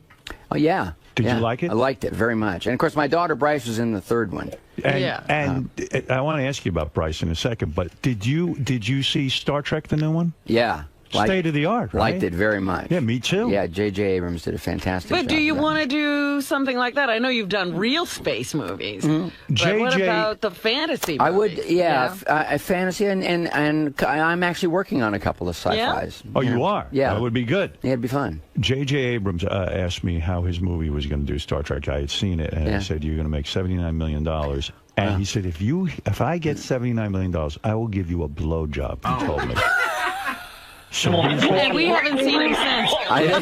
Turns out he's a bullshitter. I can't get all of it. He's one of them Hollywood bullshitters, JJ. Empty promises. Are people in Hollywood bullshitters? I mean, really, Ron? Are they?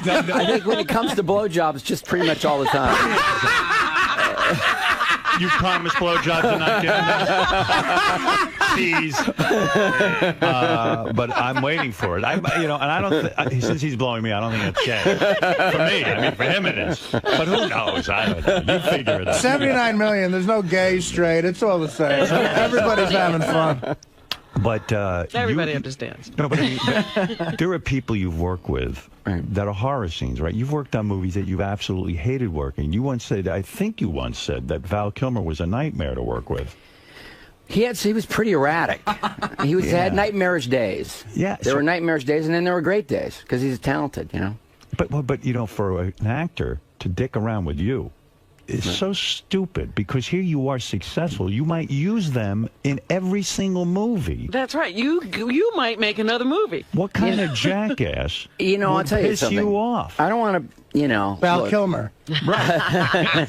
Why later I worked with him again on something. But you did? Yeah. But the thing is... Yeah, Val built a deck at Ron's house. He's his carpenter? And he had some real nightmare days. And he later did he played Jim Morrison. He did The Doors, which is an imagined movie, you know. Yeah, right. And look, because I started off as an actor. Right. I understand. You understand these crackpots? I understand. It's a very emotional MP was a real job. asshole. And that Barney, oh my God. There were moments. I'll be honest. There were moments. So, I'm sympathetic to all that. And at a certain point, if somebody's, making it difficult, I acknowledge that too and try to work through it. But I cast them for a reason, and it's because I want what they can do when the cameras are rolling. And it doesn't matter much, but how Tom I feel Hanks about doesn't give you any trouble. Oh, well, Hanks is kind of a so dream. easy, you see? I might use him in my film. Tom is unbelievable, and he's great got actor. complete integrity about what he does. He shows up on the set. He knows his lines. More than that, I mean, it's first of all, it starts with a script, not in some sort of bullying superstar way. He's a great writer himself. He contributes. And he leads by example. Like if you're working out there, we were working in Rome. We were working in Rome. How long do you spend on Angels and Demons? I'm not talking about developing. I mean, how long do you spend shooting this thing? I guess about 4 months. 4 months. 80-some shooting days. Okay. And so we were filming high pressure in Rome. Right. We started the movie in Rome. Right. And we only had limited amount because it's the summertime. It's tourist season. The Vatican is not thrilled we're there anyway. Vatican doesn't like you. They feel you're anti-Catholic. Right. So why though? I don't get it. You never read the books. Yeah, but why is Ron anti-Catholic? Because he's making the movies. Apparently that's. If you give the Vatican $10 million, they'll look the other way. Right. Where were you when I was trying to figure this movie out? In Jersey. He was in jail. That's right. You'd have to bail him out to get his I had to bribe a priest. Explain it to the controversy to me with this movie. Why are well, it's turning out to be not so controversial now that some members of the church have actually started seeing it. We actually got a review from a Catholic publication that said, "Hey, it's fun. It's smart and it does no damage to the church." 2 nuns. I don't know. It's the Ebert and Roper of Catholic League or something. I don't know. Reviewed it, and they said it was really great. They really enjoyed it. They weren't threatened by it. I don't know if you heard, but they've been defrocked. They had one criticism for me, about just the way I shot one of the action scenes. So everybody's a critic. The right? action scene. Wasn't nuns were like, the car chase wasn't believable. We had to hold it back for PG-13, and so they didn't like that. So you're excited about this, but nervous. And is there a competition in the family? Your daughter is starring in Terminator. Well, it doesn't come out for another week. All right, so you're not the same weekend. No, not the same weekend. No, but are you rooting for her? Of course. You are. Of course. But is there a competition in a sense? Like, you think he would want to demolish his daughter's film? Yes, it's Hollywood. I mean, if one of you, let me ask you something. This is a tough question. This is very Sophie's choice. Okay. If you could wish that your film makes over $100 million, right, and is a huge success, right, but that would mean your daughter's film has to bomb. Bomb. Wow. What would you take? Or yours has to bomb, and her film is great. Who would you choose? You got me. Be honest. I wasn't expecting it. What time is it? You want your film to succeed over hers. Of course. Well, I have a profit participation, and she doesn't. So in the global scheme of things... It's good for the family. Are you surprised your daughter's career is doing so well? She worked so hard at it, and could have been great as a kid, but I never would let her. And I have another daughter who's just left NYU, Paige, who had a cool part in Tisch. Adventure. She went to Tisch? Yeah. Why wouldn't you let your daughter act when she was a kid? Well, what's wrong with that? It's real. You know what? I was lucky. My dad was is still. Matter of fact, he's in Angels and Demons. He plays one of the Cardinals in Angels and Demons. It's very cool. He really was, because he's a freelance actor. He had a lot of time. Two things. He had free time when he wasn't working, and B, he really knew the ropes. And he was a great supervisor to have around the set. He was a great safety net. And Cheryl and I were not feeling like we were willing to dedicate that kind of time.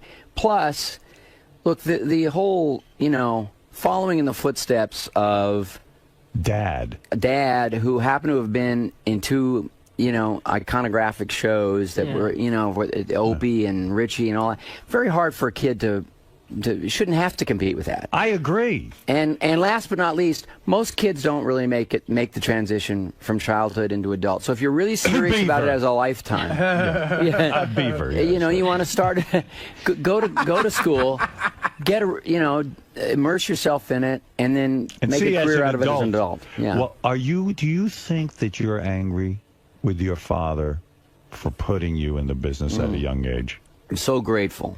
You are grateful beyond words, but because it worked out. I love he was running around shooting movies at home. But hold on anyway. a second. I always loved it. Wait a second.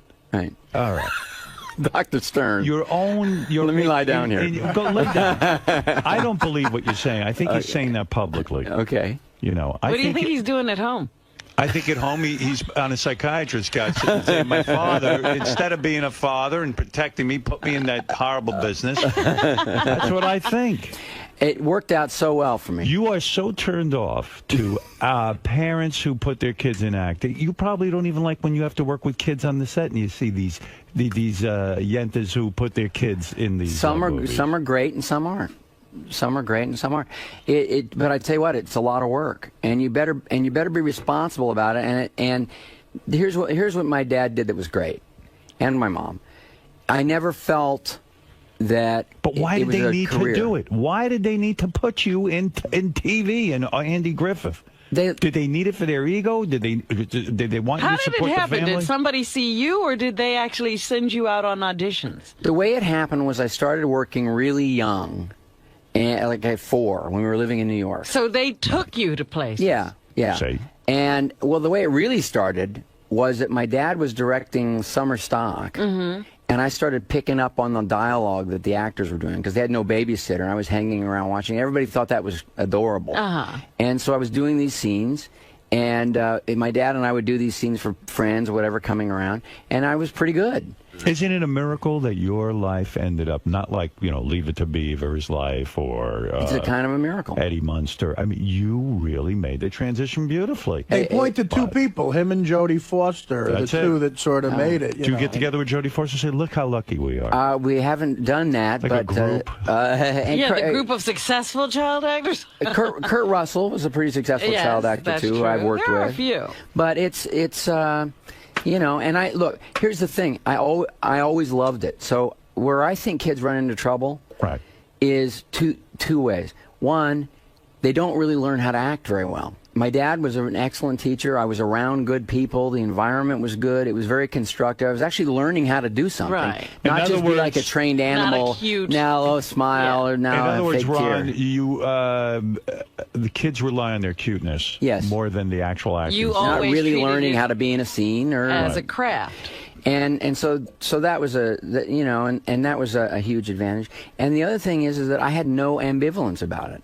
So most people go through that adolescent period where the work slows down. That happened to me too, and that's just reason enough to be discouraged. And it wasn't for me. In fact, it's one of the reasons I wanted to become a director was because I loved it so much, the whole process, the whole environment, that I didn't want to be sitting around waiting for phone stirring. You know, I wanted to be the catalyst for my own creative life. Does your daughter ask you for advice, or does she do her own thing? Like, does her own thing. She didn't come to you and say, I'm thinking of doing Terminator. Dad, what do I do? Do I do this film? No, just about never. That's probably good. Well, you know, the other thing I noticed about you, though, you didn't raise your children in Hollywood, so you don't have those Hollywood kids. One of the reasons we moved east, but I'm not sure it has to do with the place. You were asking about Bryce. When we were driving to NYU. Right. To do her audition, because if you're auditioning for the Tisch program, you have to come in and do monologues and things like that. Right. So we're driving there, and I seem to be a little more nervous than she is. And I'm saying, so did you pick a monologue? Did you? She said, yeah. I said, do you want to do it for me just while we're driving? No, I don't want to do it. Well, why don't you just do it? Just run through it. You don't want to just go into the room cold. You want to just run through it. No, I'm not going to do it, Dad. Well, I'd really like to hear it. No, I got it. I'm a goddamn top 10 director. I want you to do your monologue from me now. And she still wouldn't do it. And she still wouldn't do it, and she got accepted. I understand. Well, I respect it.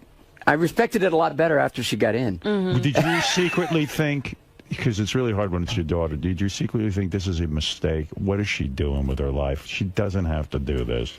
She could be happier doing something else. One of the reasons we left L.A. was that I didn't want any of our 4 kids to feel compelled to go into the business, like it's all they knew.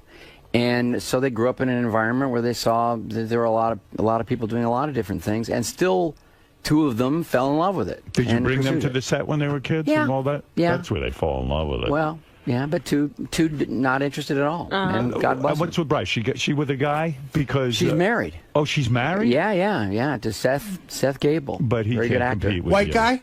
He can't compete Seth, with you. black guy. I've got a few black Seth. There's very few black Seth.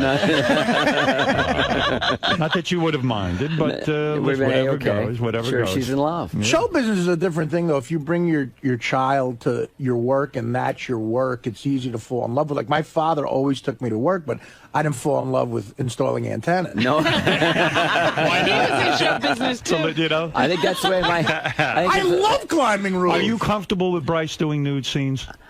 Oh, that man! I'll tell you. Well, thank you. I'm not. I know you now. She had to do that at college. They She had was this experimental. naked? Yeah. That is wrong. Now, let me tell you something. My daughter is a graduate of Tisch, and I'll tell you something. That's not right for the under the I'll tell you, my college dad, auspices. I brought my dad to the play. Was it a male professor?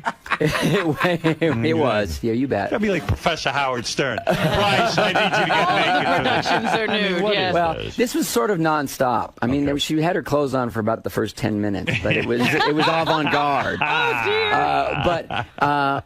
So anyway, my dad came to see the show. Right. And we're watching it, and didn't realize quite how nude she would be for that period of time. And we're sitting here next to my dad and everything, and it's gratefully there was no intermission, so the show was over. And I turned to him and he said, you know what? That's courageous, and as an actor, she'll never have to be afraid again. I thought that was the coolest thing for a 70-something-year-old guy to say about it. Yeah. You know, I'm sitting here thinking they make such a big deal about these Barrymores, but you're building like a little bit of a dynasty with the Howards. It's not. It's not intentional, but it seems. Well, look, he left the farm. By the way, he didn't like farming any more than he liked antennas. That's right. But you know, watching your daughter nude in a play, to me, the only thing more awkward, and I've done this, would be being at a bachelor party and watching the groom get a blowjob next to the father of the bride. Oh, yeah. Yeah, that might be more awkward. Yeah. Well, there were moments where like things are a little tense. There was like a little bit of fake stage violence there with a guy kind of dominating her, her and stuff. And it was. I had an impulse to like beat the shit out of try to tackle that son of a bitch. I would imagine it'd be very hard for a kid to have a father like Ron Howard. Sure. And then you want to go into acting. I mean, I would just think it's crazy. And then you think about all the people in your life too, who you must feel the ugly green jealousy on your back.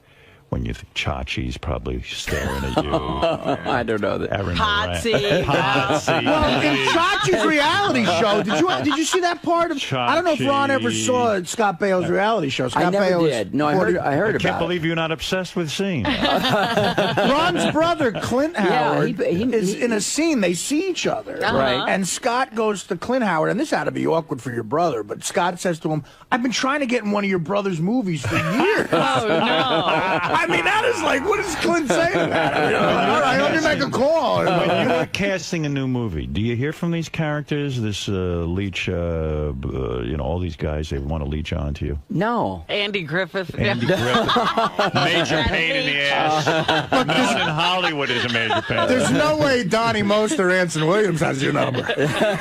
I talk to those guys all the time. That's good. That's good. Yeah.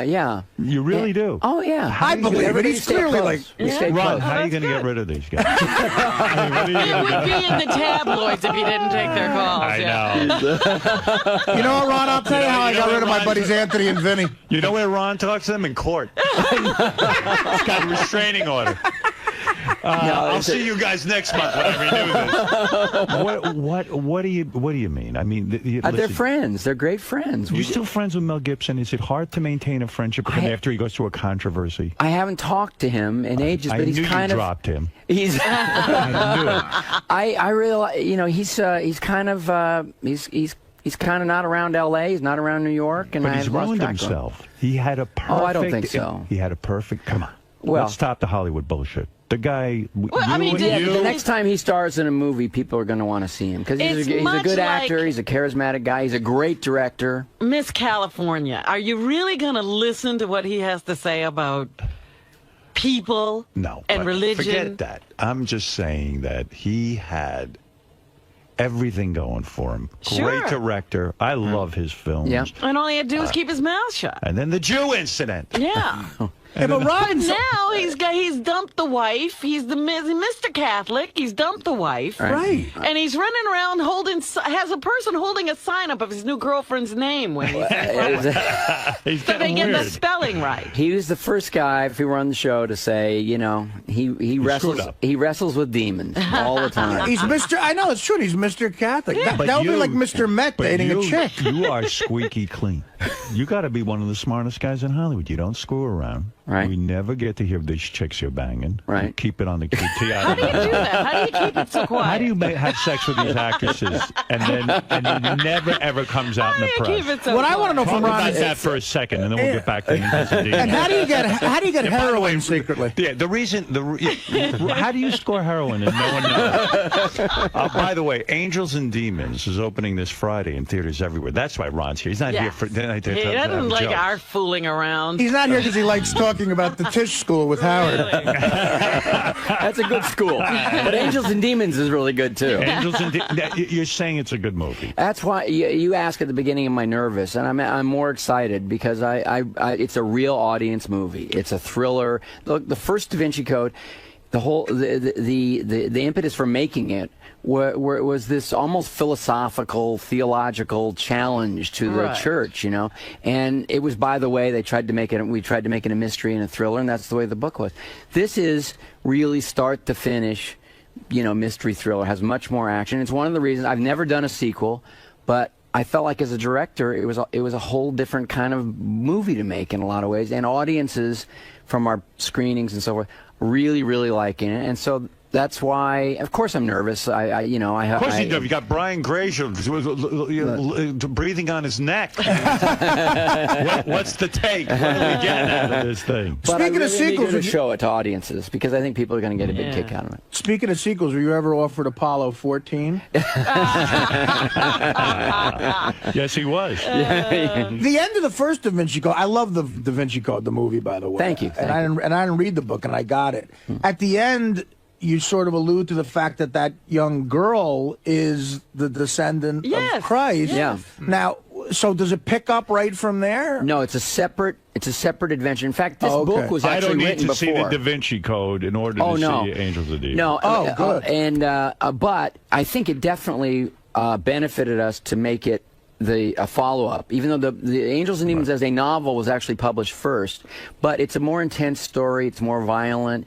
And I think the fact that Langdon's already been through the one adventure and now is kind of going deeper into this world of, here's all that can happen surrounding these sort of mysteries. In light of Star Trek's success, are you sorry you didn't put Kirk or Leonard Nimoy in the movie? Yeah, Leonard Nimoy actually seems to be the one you need to get. I don't know where Spock shows up. To me, I would do that if I was a director. I would just throw these guys in it just for the hell of it. What do you want, Gary? I got a question, man. Really? Yeah, you're going to interrupt my fantastic interview with a potentially disastrous question? By the way, didn't Tom Hanks... Do you know what happened to Gary? He threw out the first pitch at Citi Field. Do you know about this? No. Oh, you got to put this in a movie. Really?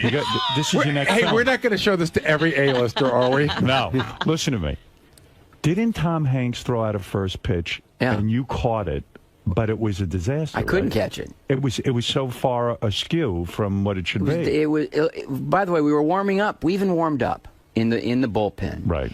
And I thought, Tom's, man, he's got some heat, and he's a pretty big guy, and he was bringing it, and just lobbing him in, but it was head zing. But we got in there, 50,000 fans. Yeah, I'm aware. And their number one player stepped into the box. So now he's got a guy here that he doesn't want to hit because the guy's a superstar and Japanese, and that would be very impolite in Japan. Right. My brother Clint said, he should have screwed that. He should have brushed him back. Yeah, a little chin music. Should have put one right between the 4 and the 7. This was in Tokyo. Yeah, it was in Tokyo. Right. And so Tom, very good athlete, threw it 8 feet wide and in the dirt. I made a nice lunge, which I can verify because I had dirt on my pants. I really tried. Right. And I went to the backstop. And how come we never see that? Yeah, I don't know. Mine was on Kimmel last night. That's how bad it was. Well, here really? it is. Take a look. There you go. There's Gary at the... Now, he completely misses the catcher, and it goes... He hits the umpire. Gary, you did way worse. Worse than Tom Hanks. If I could say, because he wasn't girlish when he threw it. Yes, I know. That's the point. You got to just whip it. You got to whip it. It didn't lob up and over to the right. I got it. Gary, you were such pain in your face. I know. Ron Howard thinks how girlish you throw. Unbelievable. Can I ask Ron the question I came in to ask him? The question's not changed. No. Hateful. I heard that when you were making The Grinch that Jim Carrey was complaining about the outfit. Yeah. And somebody said that you put the full outfit on one day. It came in to show him that it wasn't so bad.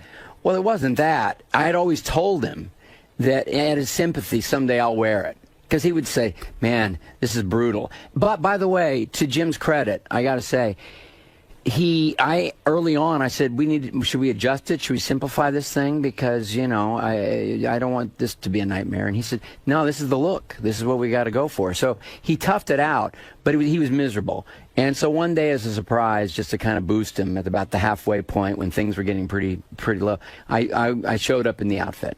Well, that's pretty cool. It was fun. Oh, that's cool. It was fun. You brought up your brother. Is it hard for your brother to have you in the same business as him and you be so super successful? I mean, do you guys sit down and work that out, and you ever say to him, listen, Clint, this has got to be awkward. Right. Because I'm so goddamn successful. I mean, not too many people who are so successful like you. He has a theory. Go ahead. We're very close. Right. Really close. I love working with him. He live near you? Do you guys that close? He lives in the house. No. He lives in the house? No. I didn't know that. Yeah, he lives near my. He lives in L.A. still. Right. He's in the Cato Kalin trap. Yeah, but he's got a great life. Right. And he loves what he's doing, and he looks at the way I work, and he says, I don't want to work like you. Right. And are you a workaholic? Probably. So he's lazy on top of it. Oh, Jesus. Is that what you're saying? He's got a great life. I sort of wish I had his peace of mind in a lot of ways. Do you get to see your wife every night? Or are you one of these Pretty guys much, yeah. who casts his wife aside and doesn't really... No. Do you know your wife anymore? She's not cast asideable. She is not. No, she's fantastic. Look, we met in high school. We're going to be, what year is this? That's it'll be 34 years this June. Wow. Congratulations. I mean, that is a major success story. And you still enjoy banging her, and you still enjoy the sex, right? I think on the phone last time we got into this a little. I said that I was having sex while I was doing the interview. That's a pro. That is a pro. Well, it was actually that was a joke, actually. Your wife must be a spectacular person. She's a great person. She can hold your attention. I mean, you work with these beautiful actresses. I mean, it's one after another. She's you know you could be getting laid 99% of the time. She's it wouldn't be the same. She's fantastic. The lovemaking is still as good. That's great. Well, I mean, yeah. And she still gets as excited over you. Or she's a better actress than we all. He's got to have willpower. Like, Ron is the kind of powerful guy to where it's like, I remember talking to Norm about this. If you're going to send Norm Macdonald, if you're going to send a woman out, if you're going to send a woman out to Hollywood, yes, who's a friend of yours, the best advice to give him is, look, if you're going to be a whore, be a smart whore. Right. Like, if you go on a movie set, know who to fuck. Don't fuck one of the actors. Yeah. Don't fuck a writer ever. Right. Ron's the guy you fuck. Like, Ron is the guy you Do approach and actresses fuck. throw themselves at you? I mean, you're a handsome guy. I mean, you're a nice looking guy. No, in fact, I think I get along really well with all the actresses because they're just, Do you fantasize about them at all? I mean, it would be natural to fantasize. They say directors fall in love with their leading ladies. I mean, they have to a certain degree. Yeah. So is it discipline, or is it just that your marriage really is that great? My marriage really is that great, and I also I wouldn't want to blow it. I wouldn't want to. You wouldn't want to give up what you have. I wouldn't want to give up what I have for a second. And prenuptial agreement? Not back then. I mean. No. Where'd you meet her? Was it high school? High school. John Burroughs High School. No kidding. Yeah. Miss McBride's English class. Did you get laid a lot during the Happy Days years, or was it just strictly your we were wife? already together. This is unbelievable. He's going to get very upset now. So you really were, you weren't Fonzie. Yes, because you didn't take advantage of all your fame. I mean, do you fantasize about what it could have been like if you hadn't got, I mean, the endless parade? It must be amazing. Who was getting laid on that set? Tom Bosley? Really? Sometimes I fantasize I'm you and what I could have had. You know what I don't get about Ron, though? What? Why lead such a wonderful, beautiful, because I'm a Roman Catholic. Right. Why lead such a wonderful, sinless life and then make these movies and go to hell? To blow it on a movie. Now listen, the movie is called Angels and Demons. Right. You know that Ron's a good director, so you should just go based on that. I mean, has he ever let you down? A Beautiful Mind. A Beautiful Mind. Best movies ever. Thank you. Yeah, that's some movie. Yeah. What's with that maniac, Russell Crowe? What's he up to? He wasn't throwing phones. He's doing Robin Hood right now. Is he doing Robin with Ridley Scott for our company, for Imagine? Brian's producing. No kidding. Yeah, he looks fantastic. It's so cool. I mean, it's like the Gladiator version of Robin Hood because with Ridley Scott, they're not making it whimsical or it's tough out there. I would go see that. It's really a good script. They're actually acting like there were no conveniences back then. It's a really good script. And his accent's better than Costner's? Yeah, it's fantastic. I'm telling you, it's going to be great. I would hope. Have you ever had the experience, though, of working with an actor who had a difficulty, a real problem, and you really had to work with them, or, I mean, you know, either a substance abuse problem or, you know. No, I've never had that. Never had that. I mean, I've had people probably who did, but they were functional while I was dealing with them, you know. So yeah, I'm functional. All right, good.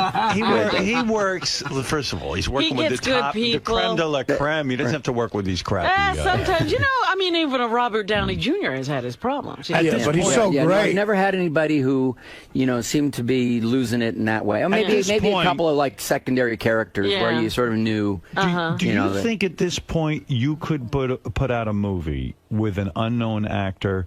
Because most of your movies, you have a guy like Tom Hanks or you have Russell Crowe.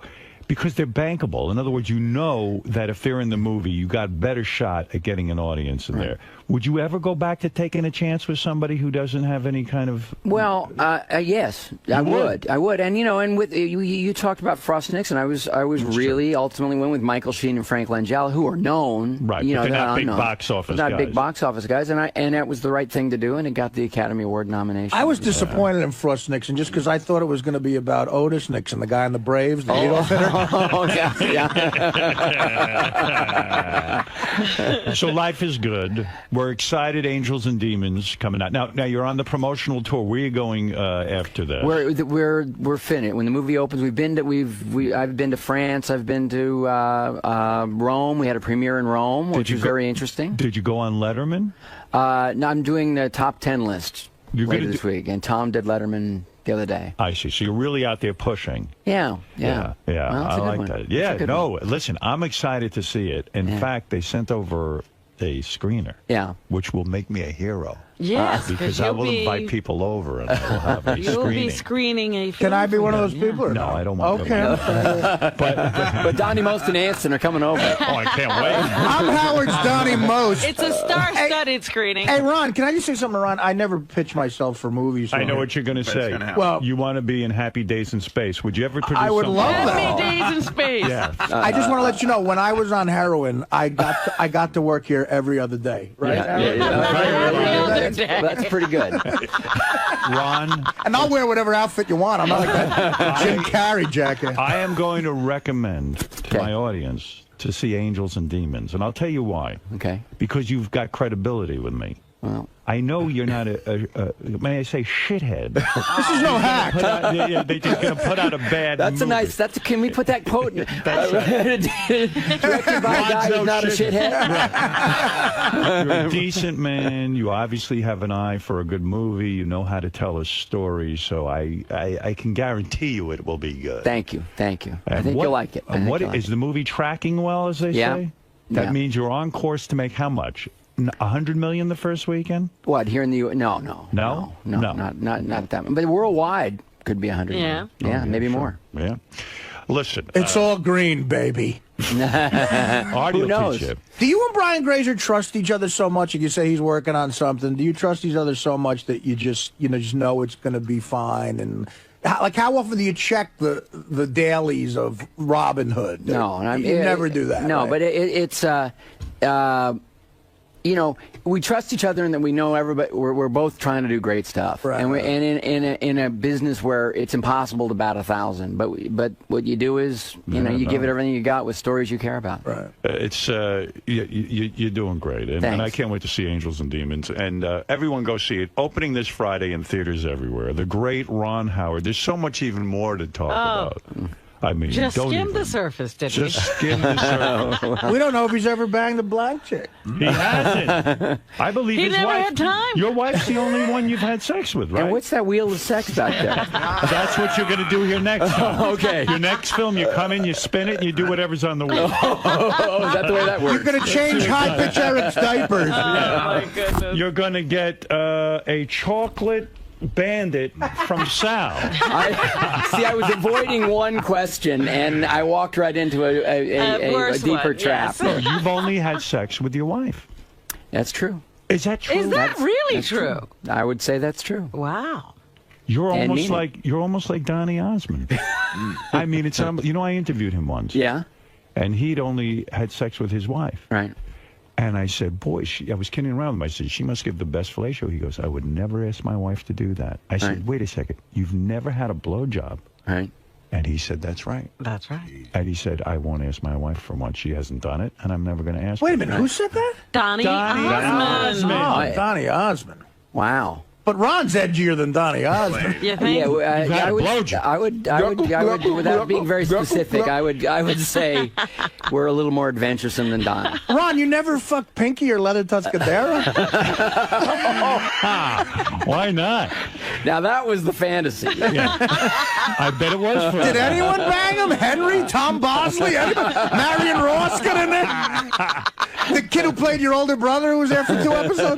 Well, wait a minute. You know, when you sit around and you look at their cast, what is this with 𝗛ci and all the beautiful girls in Hollywood? Kid's a player. What a list. He ain't no Ron Howard. Then he was going to be the guy who was at the gateway to Hollywood banging every beautiful chick? He was a handsome, charismatic guy and huge star in television for a long, long time. But you know, and he's a good actor too. I mean, he actually is but good. isn't it sad? I mean, I think he womanized a little too long. You think so? Yeah, I think at some point he should have matured and said, I've been through every Pamela Anderson type. Right. Well, maybe he's doing that. Didn't he just have a kid? Yeah. No, you're not buying it? I don't buy it. Did he ever call you for advice or anything on that? Yeah, we've spoken to him. Yeah. That's what you call it, a womanizing He didn't advice. listen to a word I said. No. Well, see, I'm gonna listen. Would you say put Leonard Nimoy in every film? I put Spider-Man in every film. Why not? I have a different... Spider-Man meets Angels and Demons. Why not?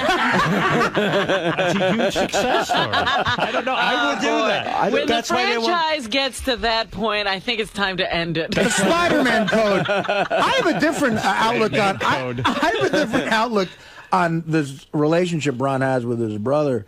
To me, if I were Ron, I'd be incredibly jealous of Clint because he's in one of the best episodes of The Odd Couple ever. Yeah. He's done some good stuff. Right. Yeah, I mean, he's a good actor. So to sum up, really, it is amazing that a guy in Hollywood who's attractive and wealthy and this and that has only had sex with his wife for his entire life. It's quite remarkable. It's pretty remarkable. Who's the attractive guy? It's a real... I'm sorry. I thought you wanted to work with You're this not guy. attracted to Ron? This guy, Ron Redford over here? Are you kidding me? Oh, you know what I mean. I mean, there's a certain beauty to that. Well, I think so, and I'm And a certain grateful sadness. for it. I'm not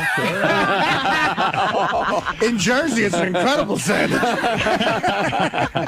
Listen, you have a story to tell. Anybody you haven't worked with that you want to? So many. Really? You're not going to name a name? Well, Howard Stern. Hey, you were good in your movie. I did a good job. I went there not expecting much, and you were very, very good. I showed sensitivity. Yeah. You want to know something? I did win the Blockbuster Award for Best Newcomer. Yeah. Which is something Ron dreams of. But I'll tell you what. Right next to the Oscar. Done, yes. I believed, now you can laugh all you want, I deserved an Academy Award nomination for that film. All right. So anyway, let's see. Isn't it true that You said I can laugh all I want. Isn't it true that Bryce's monologue was Howard talking to Pig Larry? It's true. That's how she got into Tish. But she did it nude, which is brilliant. That's where I first saw '𝗛𝗻𝗵, who I then worked with on Cinderella Man. As a matter of he's fact, great. yeah. I mean, I remember when we were testing for that part. We auditioned 𝗛𝗻𝗵 3 times. We weren't even sure, but Betty Thomas, the director, said, this guy's got something. And then when I started working with him, my agent said to me, this guy's going to be the biggest star ever. He's terrific. He's great. He's great. He's terrific. All right, look, enough about me. We could brag about my acting all day, but we won't. We're here to celebrate your You won't film. name one name of somebody you want to work with, huh? What? Pam Anderson. There's so many. I mean, it just goes on and on. Would you ever work with Johnny Depp? Love to work with Johnny Depp. What's the problem? I just haven't found a script. I mean, Jack Nicholson. Love to work with Jack Nicholson. Meryl Streep. What about this Paris Hilton? No interest in her? I haven't seen the range yet in her performances. Aren't you annoyed of those kinds of celebrities now, these reality star celebrities that have apparently no tired. Doesn't that bother you? It's the antithesis of him in a way. You know, it's like the direct opposite. People are very entertained by those shows and those people. All right, that's fair enough. Those people. Have you produced any of those shows? You don't have. No, any. our TV company hasn't gotten. Yeah. You know, but I think if we could think of a good one, we. Ron, good news. I'm on Paris Hilton's Twitter. She wants to work with you. Let me see that. I love the beautiful brain. See angels and demons. That's what. Listen, Ron doesn't really care about any other of this. Quite frankly, he thinks this was a disastrous interview because he spent 99% of But the you time. do keep mentioning angels and demons. Angels and Demons is a real story. In other words, told by a real filmmaker. And Ron needs you to go see this. Let's be honest. And believe me, you're not that busy. You can't go see this. Hey, this weekend is the weekend to unbusy yourself. Yeah, that's right. Yeah. I mean, spend 2 hours having fun. Big deal. Yeah. See Angels and Demons opening this Friday in theaters everywhere. Ron, we're honored to have you here. After all, you're very important, and we're very insignificant. And we'll be back right after these words. Ron, hi. How'd it go, man? That was fun. The studio's great, and you know, you do stuff on the Howard Show that you don't do anywhere else. Now, Howard was a little concerned that you've only had sex with one woman. He was a little bit thrown by that, I think, but not me. This is the best of the wrap-up show. A recap and behind-the-scenes look with John High and Gary 𝗏𝗏𝗏𝗏. The best of the wrap-up show begins now. Hey, it's Gary 𝗏𝗏𝗏𝗏, Baba Booey. On Monday's wrap-up show, we discussed Ben Stiller as a guest, what a great guest he is, how he always comes in, he's an A-lister, loves the show, and he's pretty open about his life, and he tells us everything that's going on. We dig him. Check it out.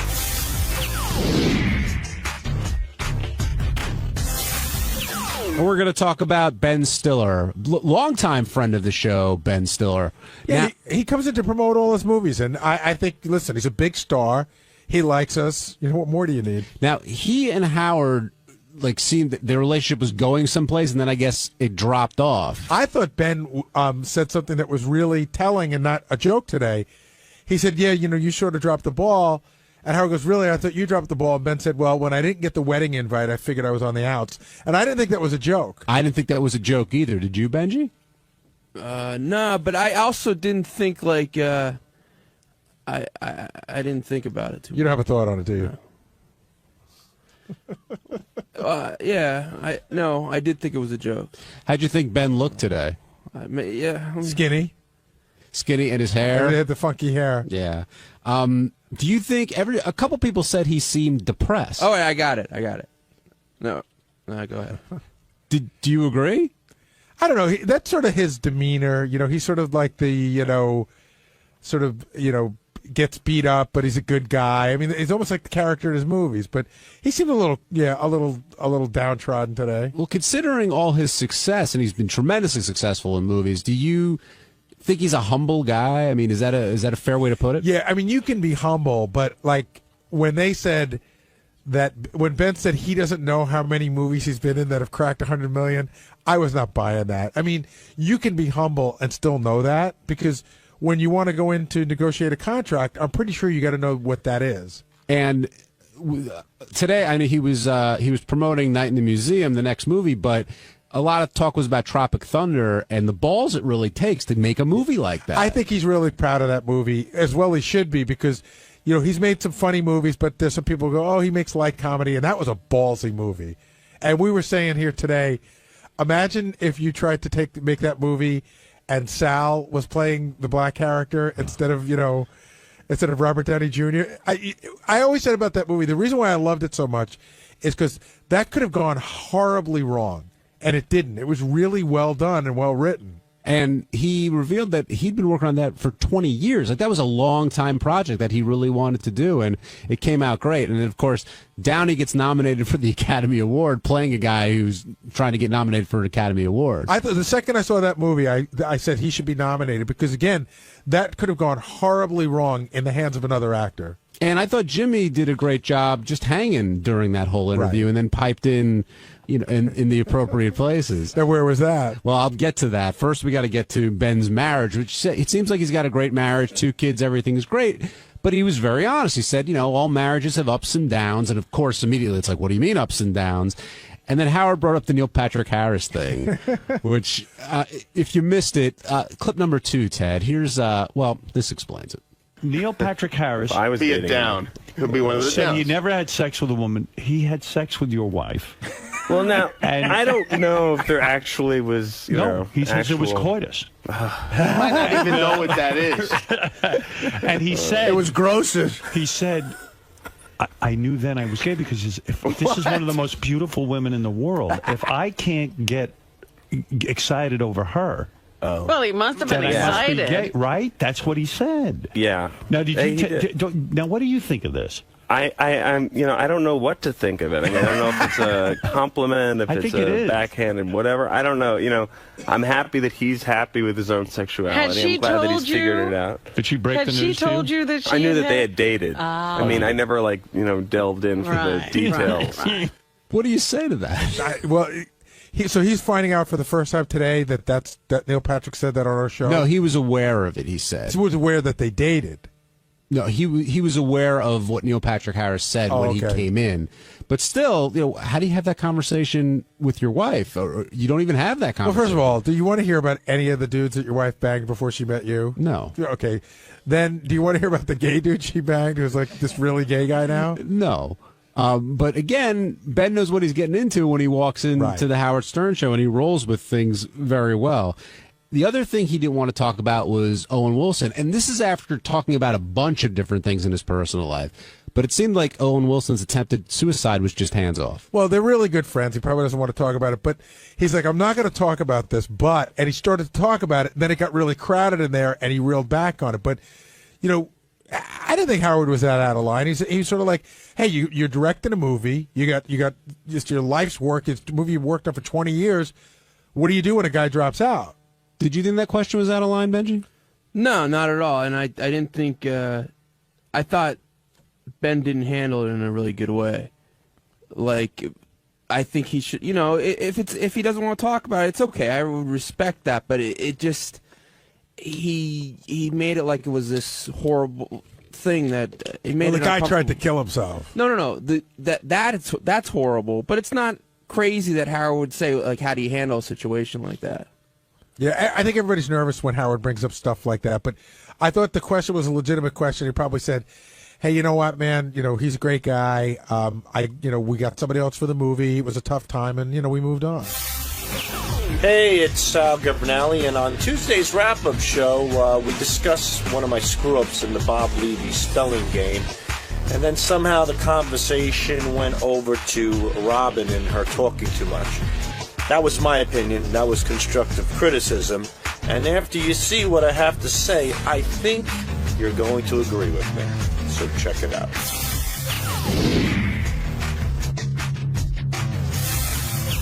Sal, I'm glad you came down here. I see your stuff in your face. I'll give you a second. But I know you apologize for the misspelling and you blame Google and Gary and Robin and everything else, but ultimately you took responsibility for your mistake. No, in an argument where one's right and one's wrong, and it's Sal and Google, I think one is Sal, who was trapped in a pizzeria as a kid. Hostage. Hostage. And the other one is a company that recruits Harvard and Yale kids. So I don't know, Sal. It's I think a bad you summed matchup. up. I think you summed it up right there. But Sal, you did Artie. the greatest prank ever, you and Richard. It was vintage, you guys, Oh, and then thank you you, fuck Art. up 10 minutes later. So explain the fuck up. We don't care about the prank. Exactly. Why'd you blame Google? Talk about your fuck Because ups. when Google didn't work, I went to Gary. But did you take responsibility for it? The Yes, answer is no. absolutely. I do take responsibility. And, you know, I did it in a way where when I wasn't sure about the word, I Googled it. But the thing is, at the time, I never noticed the top. It says, did you mean so-and-so? Right. I just I'll type in cemetery, and then if I see, and I'll scan the page, and if I see that spelling, I assumed I got it right. So it gave you all the hits on the other idiots that spelled it wrong. That's exactly it, right. So I found on Google all the idiots just like me, and I fucked up. Sal, when we were talking about it, though, a bigger issue came up, I think, which Gary alluded to, which is, Sure.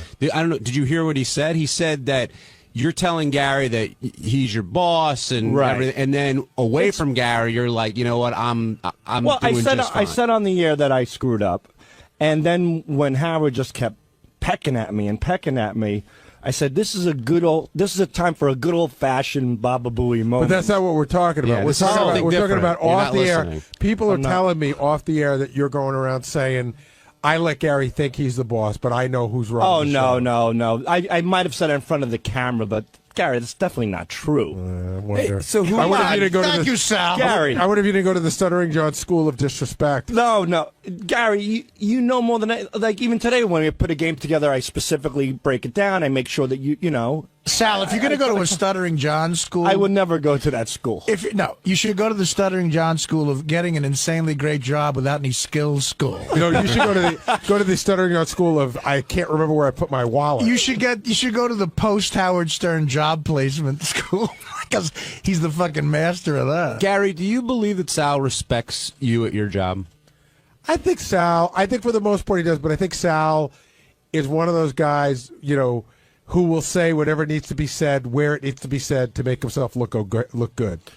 Well, I don't know about looking good. Yeah, he's a jerk off. Right? Yeah, they are. Yeah. I was going for two things. Yeah, but I'm a jerk professional off. jerk. I'm Yeah. a jerk off Yeah, too. but So, Sal, just say you're being a jerk off when you fuck with Gary like that. I agree. And you know what? It's funny. I wanted to bring something up about Stuttering John. In the beginning, I liked what Stuttering John did, but it came to a point where it wasn't funny anymore. It was just browbeating. It got a little. Are you talking about me or anybody? I'm talking about Stuttering John. With anybody? With you. Oh. But with Look who's talking. I know. No, but I think the guy who built the wall of teeth in Times Square. And I loved what John did and stuff to certain degrees, but I felt like it just wasn't funny anymore. It just was like it was mean-spirited. And believe it or not, I'm trying to pull away from that.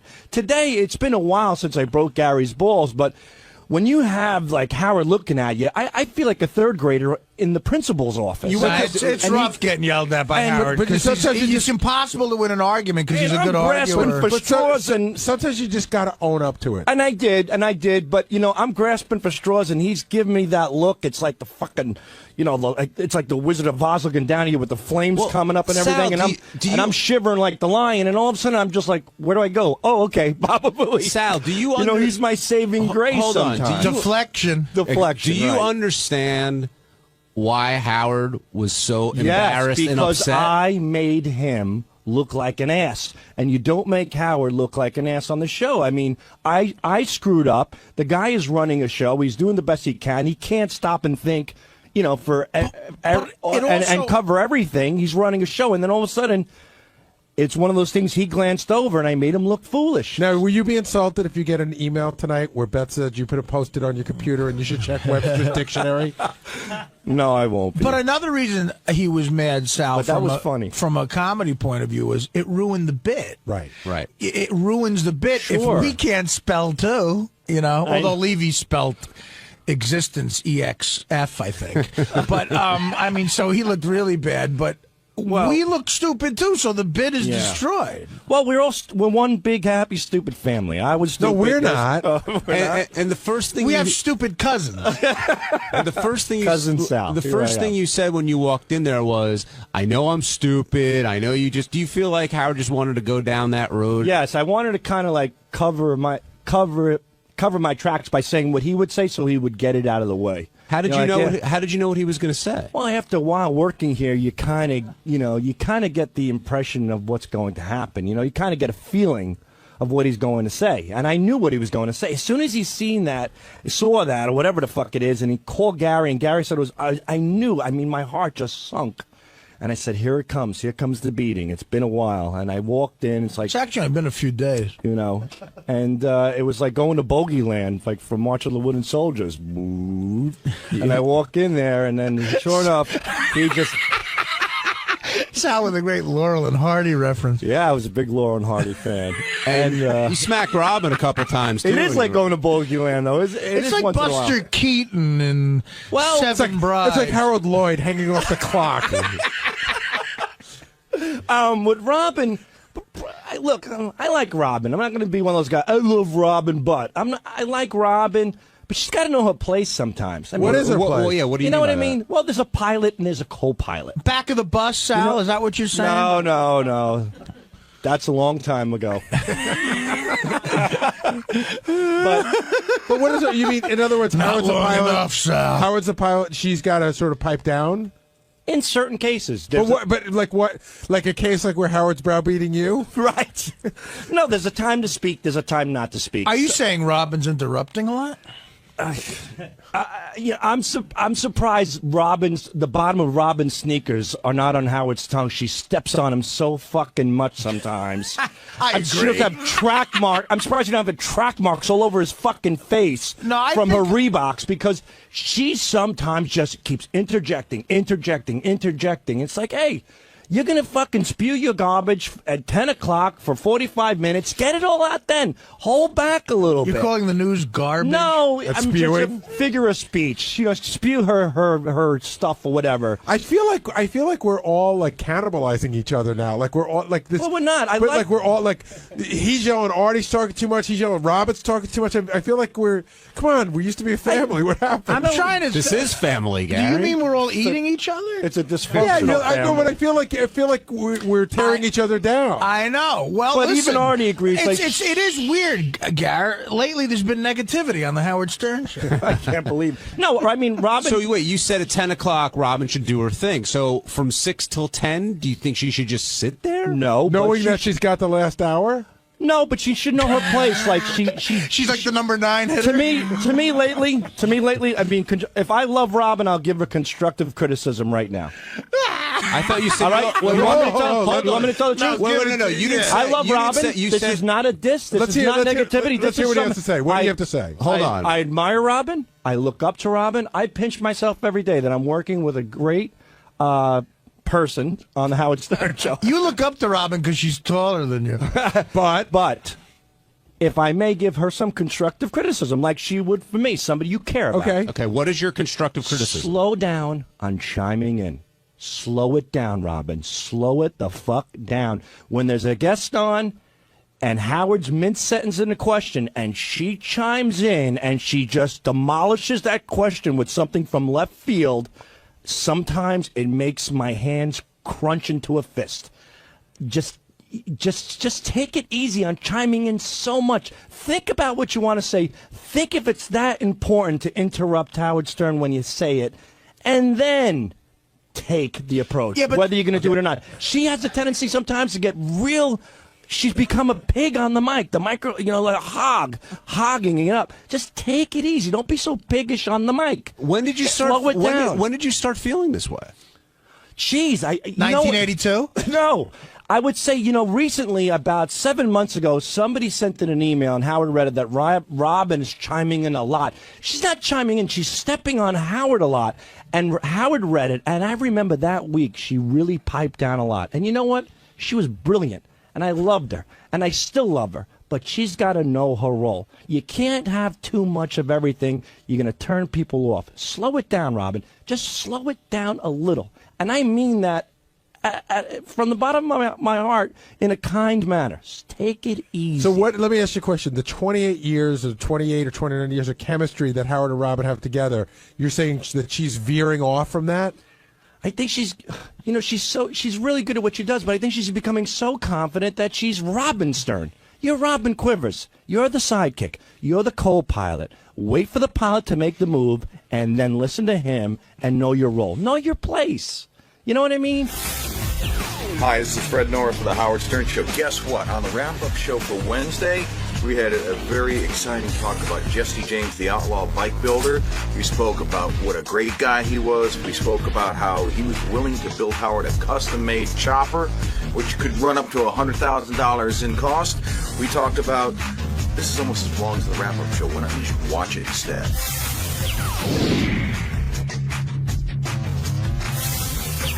Our in-studio guest today was the one, the only Jesse James. And did you know a lot about Jesse James coming into this, Gary? Knew nothing about him. Really? In fact, I mean, here's what I knew about him. That he used to be married to Janine, that he had something to do with motorcycles. I wasn't sure what. And that he's married to Sandra Bullock. But my first hint that he was more than just a guest came when our very own program director, Tim, came in and said that was his hero. He said he goes, "You're my hero." And I didn't understand exactly what he meant. And now as everyone called in, I realized, like, if you're into motorcycles, he's the guy. Well, it's not only that, Gary. That's when Tim encountered you. You didn't see Tim jumping and running down the hallway to get to see Jesse James. I mean, he was just he had stars in his eyes. Yeah, he said Tim told me he was nervous meeting Jesse James, and I was a bit of a dick. I felt really bad. He goes, "Jesse, I just got to tell you, you're my hero. You're unbelievable. I think the world of you." And I go, "That's so funny," because that's what he said to Arlen Specter last week. Because it's true. He likes Arlen Specter, too. Now, does Jesse James come off as a badass at all? No. I mean, I didn't know much about him, but he's got a really good vibe. He just seems like a good guy. He's like sort of, I read the notes on him, and I see he's been through some crazy shit, but, he doesn't look like he's going to kick your ass, except for all the tattoos going up and down both arms. But he seems like a sort of a gentle guy, and I don't know. I thought he came across as really nice. And Tim wasn't the only one who was excited. Fred was happy about it, and I think Fred's going to drop by. But Robin was also very excited to meet Jesse James. Is that the titties were out for him? Is that what the deal was? That's the rumor that was going around. I don't know if there's any truth to that. The truth is the titties were out. Whether for him or not, I don't know. Right, that may not have been the reason. But had you seen him at all on Celebrity Apprentice? No, in fact, I only heard a couple of clips. I heard one clip that JD had pulled for when Dennis Rodman was here, where Dennis Rodman went off on him. So, in fact, I thought I knew what he looked like, and I was completely wrong. I don't know why. I thought he was Ricky Rackman. You know what I mean? Like, that's the vision I had in my head. Jesse James, I don't know, all those West Coast guys that were married to porn stars. So I probably couldn't even pick him out of a lineup before today. But again, really nice guy. I mean, he's a lot different on Celebrity Apprentice based on the way they put it together. And you got to hear, he spoke more here than he did in the entire season. And I thought he was pretty charming. Did you like him on the show today, Benji? Yeah, I think he was very likable. It was funny. I like how pissed he got at Ralph, though. It was like he's such a nice, friendly guy, but like Ralph really got him. Like he looked like he was like ready to start punching someone. Well, one, that's Ralph's expertise, as we all know, and two, you don't want to mess with this guy. And he talked about that a little bit. He doesn't want to put that out there because he's challenged a lot, because he's known to be a pretty tough customer. Takes one swing at me, I'll have all that miscongeniality money. And miscongeniality too. Exactly. Don't forget that. Now, before we get to Sandra, we got to talk about Janine. He didn't really talk a lot about their marriage, but you could tell it was a rough ride. Yeah, he kept calling it his nuclear disaster, which is, you never want to have your relationship referred to that way. And I thought that the line really hit it on the head. Howard goes, "It must have been great. You're married to this porn star." And he goes, "Dude, everything isn't the way it looks when you see it," and that spoke volumes about it. Yeah, if you missed it, well, actually, I'm sorry. I don't know if you have the line. Yeah, I think I have the line you're talking about. Here's I think this sums it up pretty much. Hit it, Ted. Was it weird for you being married to a porn star for a while? Like, I mean, is it that like guys think that they can have their way with your wife, and I think it she'd been retired for like 5 years, right? And so it wasn't really like on the tip of your tongue, it wasn't like she's a current huge star, it was like over in the past and she was changing. But then, I think it's harder for her to be in that kind of spotlight, Would you recommend that a guy marry a porn star, or do you think that they have too many problems that it's just too much of a thing to overcome? Just buy the DVD. Just buy the DVD. Yeah, don't even go there. Just buy the DVD. Yeah. Okay. It's better to beat off. That was a line. Yeah, that pretty much sums that up. And were you surprised when you learned that he was married, not today, but in the past, when he was married to Sandra Bullock? That kind of came out of nowhere, and that relationship seems to have stuck for a little while. You mean surprised that they ever got? I mean, at the beginning, again, I'm as guilty as anybody. You don't know anything about people, and you just see them in the tabloids, and you see this guy that used to be married to Janine, who's some biker dude. You see him and Sandra Bullock together, and you go, oh, it must be Sandra Bullock's, like, sort of fling, her wild fling. Certainly they can't really like each other, but I don't know anything about him. And it turns out that they really love each other. Yeah, even he said she figured he'd be a bigot, he'd be this and that, and they ended up doing pretty well together. And Howard found out a lot about how they carve up their finances as well. I think Howard probably got more out of him than he's probably done in any interview. And he even said at one point, he goes, when Howard asked about the sex, he goes, dude, I'm going to stop. I've already said enough. Now, he also gave advice about how you have to listen to girlfriends and your wife, and he's talked about going gardening, and that's the greatest idea I've ever heard. Right, but he said it in such a sarcastic way, as if you have to be really not sincere and go, honey, gardening's great. And he let's go to. They don't have kids together though, right? He's got his own kid with Janine, but him and Sandra don't have kids together. I don't think so. Yeah, so that it's easy to pretend to want to go gardening. That's true. Paul in Philly, you're on the wrap-up show. Hey, how you doing, guys? Good, Paul. How are you? Great. Listen, I just wanted to tell you, I thought Jesse was really good today. You could tell it's like two different guys. I watched a little bit of that Apprentice, and it's like very uncomfortable there. And in the studio, he just seemed like he was at home, with you guys. Yeah, he said, I got to tell you, he told me in the green room, and he said it when he first walked in, too. He said he was extremely nervous about coming on. He'd done 60 Minutes on all these other shows, but to him, Howard was like a different level, and he was very nervous about coming on. Yeah, it just seemed like, he really hit it off with you guys. He was really happy to be there, Yeah, good guy. Good guy. Do you think people can appreciate a guy like Jesse James because of what he does? I think initially you hear, he makes bikes, and he's a he just makes bikes. You know what I mean? Like again, I don't know much about motorcycles, and this much what I'm about to say I learned from Fred, and Fred will talk in a minute because he just showed up. But I didn't realize that to me a motorcycle is a motorcycle, and that there are guys who make motorcycles that's like a piece of art if you're into motorcycles. It really is. I mean, it's one of the few things that you can buy. I mean, when he was talking, he said the most expensive motorcycle that he made was $300,000.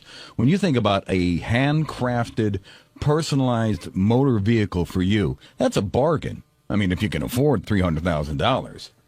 That was the other great part of the show this morning was when he offered Howard a bike, to make Howard a bike, and Howard said, first of all, listen, I could buy my own bike. There are millions. Tim came to my office and started jumping up and down again and going, I can't believe he's not going to take the bike. Why won't he take the bike? He's got to take the bike. Tim was very excited out there. What he should do is he should get a Howard wig and go up to him and say, I was just kidding out there. I mean, I really want the bike. Now send it to Tim's address. Now, Fred, you're an expert in this field. I don't know about an expert, but you're knowledgeable there. Knowledgeable somewhat. How good is Jesse James at what he does? He's definitely one of the top 5 bike builders that there are around. I mean, somebody brought up Andy and Larry today, rest in peace. He was one of the greats, too. And, there are guys that are like that. And I really think it's like the last frontier in terms of like customized cars and bikes and things like that. People don't customize cars that much anymore because I think they all look the same and they all look like jelly beans. But at least with a motorcycle, it's like the last frontier. It's kind of like being a cowboy. Now, that Orange County Choppers, are those guys just an interesting show, or are they really good motorcycle makers? You know what? The jury's out on them. The real aficionados of bike building, they poo-poo them. And I'm one of the few people that doesn't, because I think anybody that brings bikes into the collective consciousness of the United States and makes them more acceptable and makes them appealing to the masses, that was one of the things that Jesse was talking about this morning. When you're riding in traffic, people have no respect for motorcyclists. I mean, they barely have enough respect for other cars. Well, I think when you're on a motorcycle, you're very vulnerable. I don't know why this pisses me off. I'm always very respectful. Like a motorcycle guy, if he's in front of me, I like to be very far behind because I always think if he falls, I don't want to run him over. Right. The thing that always pisses me off about a motorcycle guy is when he goes between cars. Something, I agree with that, and I think in New York State, I mean, there's certain places in the country where I think that's legal.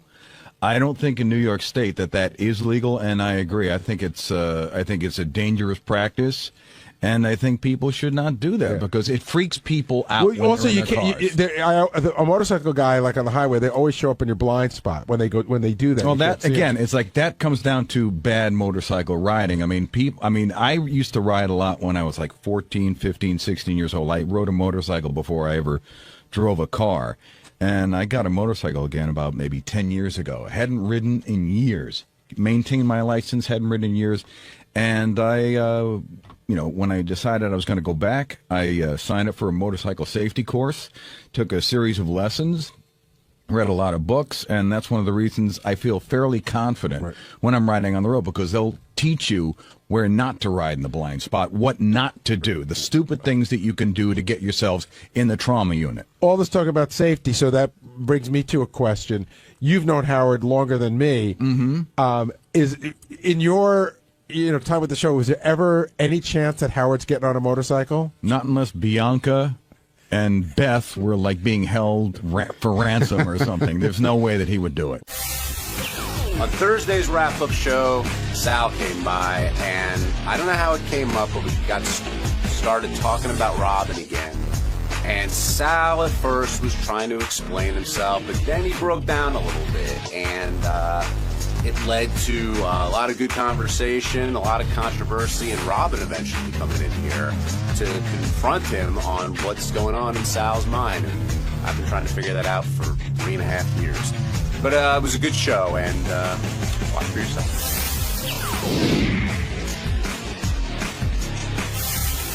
Why are you so glum? I'm not glum.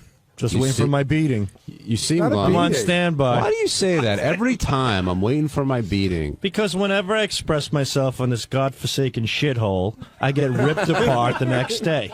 No, So what's I do. And you know what? I'm going to. Maybe this is a Well, good what thing. are we talking about here? I'm We're gonna talking about censor are we talking about the game, or are we talking about how Whatever you we're verbally attacked Yeah, Robin? which godforsaken shithole listen. are you referring to? Okay, I know I attacked Robin. I didn't view it as an attack. I knew I attacked Robin. I didn't view it as an attack. It came off as an attack. Well, how would And you view it? In other words, as without being, you just said, I know I without attacked. being redundant, it was constructive criticism that she took personally. And I know a lot of people feel that way, and I'm sorry. I'm sorry that I offended Robin. That wasn't my intent. But, if somebody else gave criticism, it wouldn't be as bad. I always have to be the guy that stepped on in See, the that's end. not true. That's wrong. That's just not true. No, it is. It's true. It is. Because Don't I'm pay- the only one. I'm the only one that gave Robin good advice, as far as I'm concerned. No, you're the only one that gave her and that advice, and you think it's good advice, and that's you could think that, but you don't. You're not better than me, Gary, to tell me. I'm whether not saying I'm better than you. I'm saying you don't have the ability to recognize that you took a solid 10 minutes on the wrap-up show to talk about how Robin is literally single-handedly fucking up the show, and it's your opinion that she's fucking up the show, and we don't say a word, and we let you say whatever you want, and you don't have the ability to think that she might be offended by that. Well, you interpret it as me saying she fucked up the show. I said I would prefer if she just slowed down a little bit. And that's what I really said. Slow down. Know your place. Right. Slow the fuck down. And that's it. And then it just turns to this whole... So, you know what? I'm not going to express my opinions anymore on you guys. Because when I do, everybody gets into a tizzy. Everybody gets all upset. It's not worth it. Actually, you probably get called on the carpet about 1 out of every 10 times you express your opinion, because you express your opinion a lot. But but seriously, when you were talking... Did it not hit you in the head that Robin might not appreciate that? Were you surprised when Robin grabbed you in the hallway? I lost a little sleep the night before. Did she just? It started hitting me like, oh boy, I wonder how she's going to interpret this. I hope I didn't. I felt bad about it. I thought it was a But little. why would you feel bad? It's just I an was opinion. a little harsh, but it's an because- opinion. but It wasn't this- an attack. It was tough love. But like when you said that Howard's tongue had Robin's feet mark on it, like was that? It's got a Reebok mark. Well, Right, that- Reebok mark. Yeah, was that- Sometimes you have to paint a picture to get your point across, and I felt at that moment that was the case. And I have no ill will towards Robin. She told me to fuck off. God bless her. Whatever Sal, she wants. I'm sorry to interrupt you, but what happened? She just grabbed you in the kitchen and said, fuck off? She was in the kitchen. Or did you say something to her first? Like, did you say, hey, I love you? Or no, I how's it didn't say, hey, I going?" love you. Hey, Robin, listen, about that you suck thing. I said something like, hello, Robin. She's like, should I say hello back, or would I be talking too much? And and you go, really? What do you mean? And I said, really? What do you mean? I really did. And she's like, and she goes, Sal. I'm like, Robin, as soon as I said that, and I do, and I said it on the show too. She goes, love you, schmuff. You don't start with that bullshit. You know, just because you have, and she really laced into me. She's like, just because you have problems at home and blah, blah, blah, and you have the ability to stand up to your wife and you have issues with women, you think you could take it out on me? That I'm like, no, it's not. That's not the case at all. I go, Robin, that's not the case. I go, I just want to let you know that in certain circumstances, I think you chime. And she's like, fuck off. And she turned around with her cup of celery juice that's going to go up her ass in the next 5 minutes. And I said, Robin, I go, let me. She goes, take another step. I'm throwing this in your face. And I'm like, whoa, you know. And that was it. And you know what the greatest part is? I feel, the thing is, I really feel bad. I don't like to have tension between people, especially your coworkers and your friends. I feel bad about it, but it bothers me. Like, I don't know. Like, I expressed how I felt, but it's not worth it. I don't think you expressed it in a way that somebody would like. You thought it was constructive, but it really did come across as a bit of an attack. And my favorite part, by the way, is how you made a point of telling us that day, I'm not going to be one of those fucking assholes that says, I love you, Robin, but. And all you've ever said, sort of every sentence, including when you saw her in there, was, I love you. Yeah, that's true, but I said that I'm not going to be an asshole that says I love you, but because I really do love her. Like, I'm not going to be a liar. That's what I meant. Like, after, you know, on the show every day. I'll take 500 shares of logistics, please. You need a decipher from, like, the 'vinci Code to figure out what Sal means when he says shit. When you get caught in a conversation with Sal, I do understand why he was so successful at selling stock. Because he really tells you. Like, sometimes I would walk out of there confused. Well, that's because he says 3 different opinions that often contradict each other in one statement. I said what I meant. What? And Robin walks all over Howard? That I care about Robin, but I felt lately she's been chiming in too much, and I meant that. I expressed it in maybe in a harsh way that she took offense to it, and I'm sorry that she took offense. I don't like the tension. I do like Robin, and I think she's great. Assuming your criticism comes from a sincere place, did it ever occur to you that maybe a 25-year broadcasting veteran didn't want to hear the opinion of a stockbroker? More like a 30-year veteran. Robin's been on there for like 30 years. A wise man learns from a fool. A fool learns from no one. What? It's exactly what I said. If you guys can't interpret that, a wise man learns from a fool, and a fool learns from no one. So that means there's always something you can learn, whether God... No, what it means is a fool has the inability to learn nothing, but a wise man should listen to the fool. Yeah, you can learn from a fool's mistakes. You can learn from a fool and a fool's actions. But there's always advice to be given. So who are you in the scenario? Who are you? Unfortunately, I'm the fool because Robin has the experience. So I'm putting Robin on the pedestal here. But she can learn. So you can always learn something. But I'm just saying it was unsolicited. Hey, like if she had come to you as a friend Richard Roper and said, have the right to tell somebody how to direct a film? No, but he could critique it. Yet he has no experience in that field. I have experience. You're not a little bit, not as much as Robin. Technically, you're not here to critique. Richard's hired to critique. That's a big difference. And that goes back to my first statement. I'm done giving my opinion and critiquing. Oh, put the $1,000 on the table right now. There's no way you're done. And as much as it pains me, I'm done. You're not done. Honesty is dead. And you're the fool, and you've learned nothing based on your analogy? No, a wise man learns from a fool. A fool learns from no one. So who have you learned from? I've learned to keep my mouth shut. I've learned from this fool myself, I guess. Jack in Long Island, you're on the wrap-up show. Yeah, I think that's an 𝗮ጽ fable or something. Look it up. It's on Google. Yeah, hi. I'd like to talk to Sal about what's going on with him. Oh, this is Ronnie Munt. Who? I could tell. I could smell the 𝗦𝗵cie coming off your skin. Yeah, well, hey, dude. Yeah, I can smell. You know what, dude? You do this every time. Take that diaper you have around your ass and wrap it around your mouth. You do this every time. You cause trouble for yourself. I do. And then you cry like a baby. I'm not crying one bit. I'm just learning my lesson. Now you did it with Robin. I didn't do anything with Robin. Like a little baby. Ronnie, I'm not being a baby here. I'm learning, Ronnie, like that a little I shouldn't baby, express myself because you get in freaking trouble. Baby, man, you don't quit. Baby, just the Go opposite lock of a yourself- very, very old person. Go lock yourself Oh, is this in your Jack? room, like I told you a I'm long sorry, time Jack. ago. Go lock yourself in a room there. Ronnie, I'm sorry, Ronnie, that you have to ride my coattails for attention, but your point I am not riding your your point coattails is just for attention. worthless. It's just No, stupid. my point is so right. No, it's not Because right. you do this I every expressed time. myself about Robin. Robin got upset. I'm upset that she's Who the upset. It's hell not are you? Who it's are not you? worth it. Who are you to express yourself about Robin? And who are you to tell me what I should and should not do? Because you're hired here to be a writer. And or you're whatever the hired hell to you be are. Howard's driver, so Right, shut the fuck up exactly. and drive. I do. What are you man. doing calling in on a show? I'm waiting for him. I'm busy. All right, so wait. Whoa, settle down, everybody. Now, Jesus Christ, this guy. Hold on, Stupid Sal. asshole. Wait a second. You're a stupid asshole. Now, Jack, doesn't Sal have the right to express his opinion? No, not. Why should he? Well, who is he? I mean, He's nobody. if he's asked a question, he's simply answering it. Nobody asked him to make it give opinion on Robin, whether she should talk more or talk less. Who is he? He's nobody. Robin's All right, here. hold off on the break. Robin's here. Rob, Benji, can you give it? Come right here, Robin. So, I'm in the hall, and people just keep telling me stuff about Sal saying various things. Why is this still going on? Well, Didn't you have your say? I said heard I felt bad. No, he's not. He hasn't been degrading you. What he's saying is, No, but he said he was delivering a communication. I got it.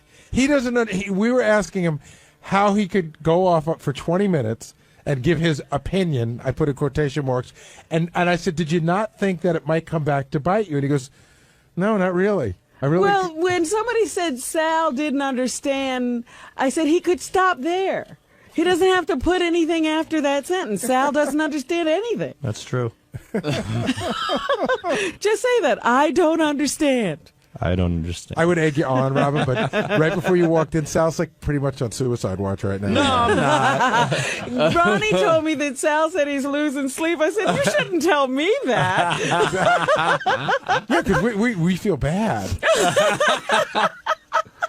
So, Robin, did you take Sal's advice to heart? Oh, shut up, John. Do you really think I would take Never. Sal's advice for anything? No. But clearly, I mean, you yelled at him in the kitchen, so something must have bugged you one way or the other. Sal isn't attacking me. Sal is attacking all women when he talks That's to me. what she said in the and email. that's what I don't mind an attack on me. Like I said, when he said Artie did something wrong, it was Artie did something wrong. When he says, something to me, it's like, know your place. Well, where would my place be? This week in Arizona. Howard's at the window. He sees Robin talking to Sal, and he's got this quizzical look on his face like, should I go in there? And then he just left. He's like, so what would your advice to Sal be? I don't have any advice for Sal, because if I try to give Sal advice, because quite frankly, when I was talking to him on the air, I was trying to explain to him what a Google search is, which I don't think he understands. And I got, know your place. Shut up, stop piping up over there. So I can't give Sal advice. Robin brings up a good point. Like, when you fight with Artie, why don't you tell Artie to know his place? because Artie threw a CD at my eyeball. Are you still angry at him, Robin? I'm not angry at all. not I didn't even angry at know me. this was going on. And people are telling me. I said, but the worst thing to tell me is that I made you lose sleep, because I'll keep you up the rest of your life.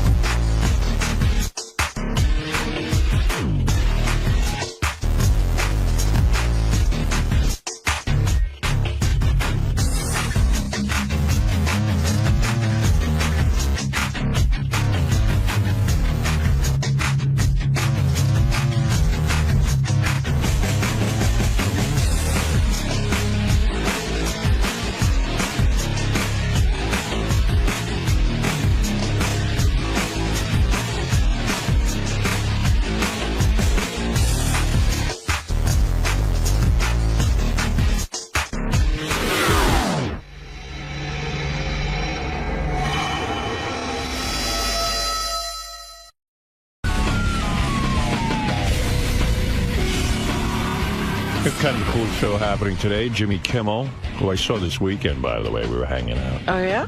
Yeah, Jimmy and his cousin Sal. He's dating his cousin Sal. Yeah. No, Sarah. Well, you know, I did have some alone time with Jimmy. Yeah. And I got to ask him about, you know, Sarah Silverman. Did he open up? He opened up, but, you know, when a guy opens up to you in private, this is the problem with me associating with people outside of the show. You know, they kind of give you they preface their statements by saying, look, this is some stuff I'm going to talk to you about. It's embargoed. And all I'll tell you about that, I'm embargoed. But I'll ask him about it on the air, and we'll see how clean he comes. But yeah, but you know what? Do you really care more about Jimmy than the show? Fuck him over. Really? Well, let's do Yeah, it. that's anyway, right. I am a man of my Are you ever word. going to get better information out of him? Yeah, but I got to tell you something. This is how bad I am with people. This is another story of how bad I am. Jimmy began to open up to me about him and Sarah and, you know, what was going on. And was really open, huh? And then afterwards, like, Beth says to me, well, what did Jimmy say? I said, I don't know. You had no idea? I You have didn't no even idea. listen? You blanked out? I think I listened, but I didn't understand what he was saying. It didn't make any sense to me. I think the only reason you listen to me in those situations is because you're so fascinated how fucked up I am. Like heroin is like something. He's really fascinated about interpersonal relationships. Yeah, but I think maybe it's boring to him now. I listen to you because we're on the air together. Oh, that's why. I can. So in a hear year and a you half, on the I air. should stop calling If Jimmy talked to me on the air, I would understand everything. Right. I mean, you'd question him. Yeah. You know, you don't even ask questions. No, in I these meant even situations. personally. I did, Robin. Even when I call you, you listen. Yeah. But I even said to Jimmy, I said, I don't understand what you say. In other words, okay, you guys broke up and you're explaining it, but I still you don't get it. I still don't know. I don't even know that you really told me anything here. I don't understand. And then he started again to tell me stuff. And maybe he was just being guarded or whatever, but I have I've had that experience where people are saying a lot of words, but I don't Yeah. understand anything they're saying. yeah, I mean, I'm telling Yeah, they're you. usually foreign people. I swear to you, I am as in the dark As before. And Oh, the only good. thing I know is Dear. what Jimmy has said publicly, that she broke up with him. So basically, you are saying everything you know on the show, so that's good. Yeah, I am. I mean, I could tell you everything he said, but it doesn't make any sense. So, you know what? He'll come in here, and whatever he's comfortable talking about, we'll He probably go isn't to. comfortable talking about any of it Probably not. on the air. No. All right, Jimmy Kimmel's here, man. Old friend of the Old show. friend. We got a lot of old friends here. We don't have no new friends. We got only old friends. What the fuck? Kind of like you. Yeah, exactly. Fuck you. Come on in.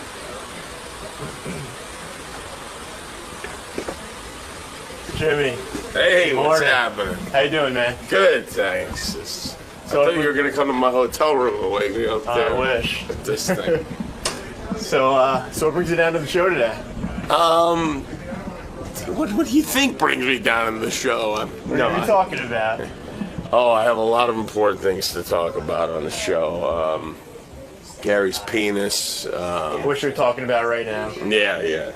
No, I had a similar thing done to my penis, so I feel like I can add a lot to the You're going conversation. to share your experience with us Yes, today about that? I'll help make men in their cars crouch over throughout the morning today. All right, Jimmy Kimmel's here. Bring in Jimmy. Jimmy, you gained weight. No, it's Artie. There's Jimmy. Jimmy's actually lost weight. Look at Jimmy. Jimmy's thinner. Good to see you, babe. Artie's Hi. thinner too. Hey, James. Hello, Howard. I Host can't hear of- anything in my headphones, but my cans. Host Oh. of Jimmy Kimmel Live. Don't act like you haven't seen Howard. We heard you spent the weekend together. Yeah, we made love. I thought that was going to be our secret. No, that wasn't a secret. Oh. It's just, you know what it is? What? When I hang out with Jimmy, I feel like kind of like I disappoint him. What? Why? Because when I'm not on the radio, I'm not a whole lot of fun, and I'm actually kind of quiet and not all that witty. And I think Jimmy kind of worships Are me a you little bit. fishing for compliments? No. Jimmy, I'm being serious. Jimmy, Welcome to the show, Jim. Jimmy looks up to me. That's true. That is true. And like, so you expect that he expects something Like, I had Jimmy's stories, like when he was in high school, he listened to me or someone sent him a tape and he wanted to go into radio. I don't know what the whole thing is, but... Then, like, is this your way of saying you want Fred to play music and for me to go on? No, it's him saying he wants Ralph to play music. It's always awkward because I know, probably Jimmy's expecting this great guy to hang out with him, and I'm really not a lot of fun, as Beth will tell you. I disagree. We did have a lot of fun, and I have a lot of fun. I'm not. What do you think I'm expecting? I'm not expecting Robin Williams bouncing off a wall. That would be annoying. But I know, like, you like to sit and, like, like Jimmy came out to see me, so it was like, then I feel obligated that, we should be together. Yeah, well, that is one of the things when you go visit when somebody. When you visit someone, they actually are supposed to be with you. You should do the Great Gatsby. You should just never show up. Well, after Jimmy left, I said to Beth, I said, Jimmy's a great guy. Everyone knows I love Jimmy. I think Jimmy's a really together great guy. Together? Yeah, he's got it pretty together. Robin. Yeah, he is pretty together. Robin, you're sitting on a pot of coffee. How dare you judge? Well, nobody said I was together. I really like Jimmy. No one could be an easier house guest. I even like his cousin Sal. He's an easy house guest? I am. Sal, yeah, because Sal is like that wall. He doesn't say anything. He's sitting there. Just like a potted plant. He was nervous. He's not usually like that. But I said, you give Sal a sports sticker. He's fine for I said to Beth afterwards. I said, Jimmy coming out to the house makes me realize I don't think I want people coming out to the house. So she goes, good, thanks, Jim. This is positive. She said, why? She goes, no one could be easier than Jimmy. Like, Jimmy's so great. I said, that's right. And the fact of the matter is... Everybody else is a pain in the butt? No. I said, even I can't handle that because I couldn't even sleep when Jimmy was over because it was like... I'm like, oh, my God, Jimmy's probably awake, and he wants to Let get me together. go down and see what he's doing. So I'm up at 5 in the morning checking to see if Jimmy's But who's up at 5 in the morning looking to get together with their... I'm neurotic. I can't have people He doesn't over. want Jimmy to be walking around while he's sleeping. You know what you got to do, Jim, is you got to just... Howard knew I'd be asleep till 3 p.m. Well, and then at 9 a.m. I was going to have a chess lesson. I felt guilty. I said to Beth, is it okay that I'm having a chess lesson? Because what if, it was for an hour.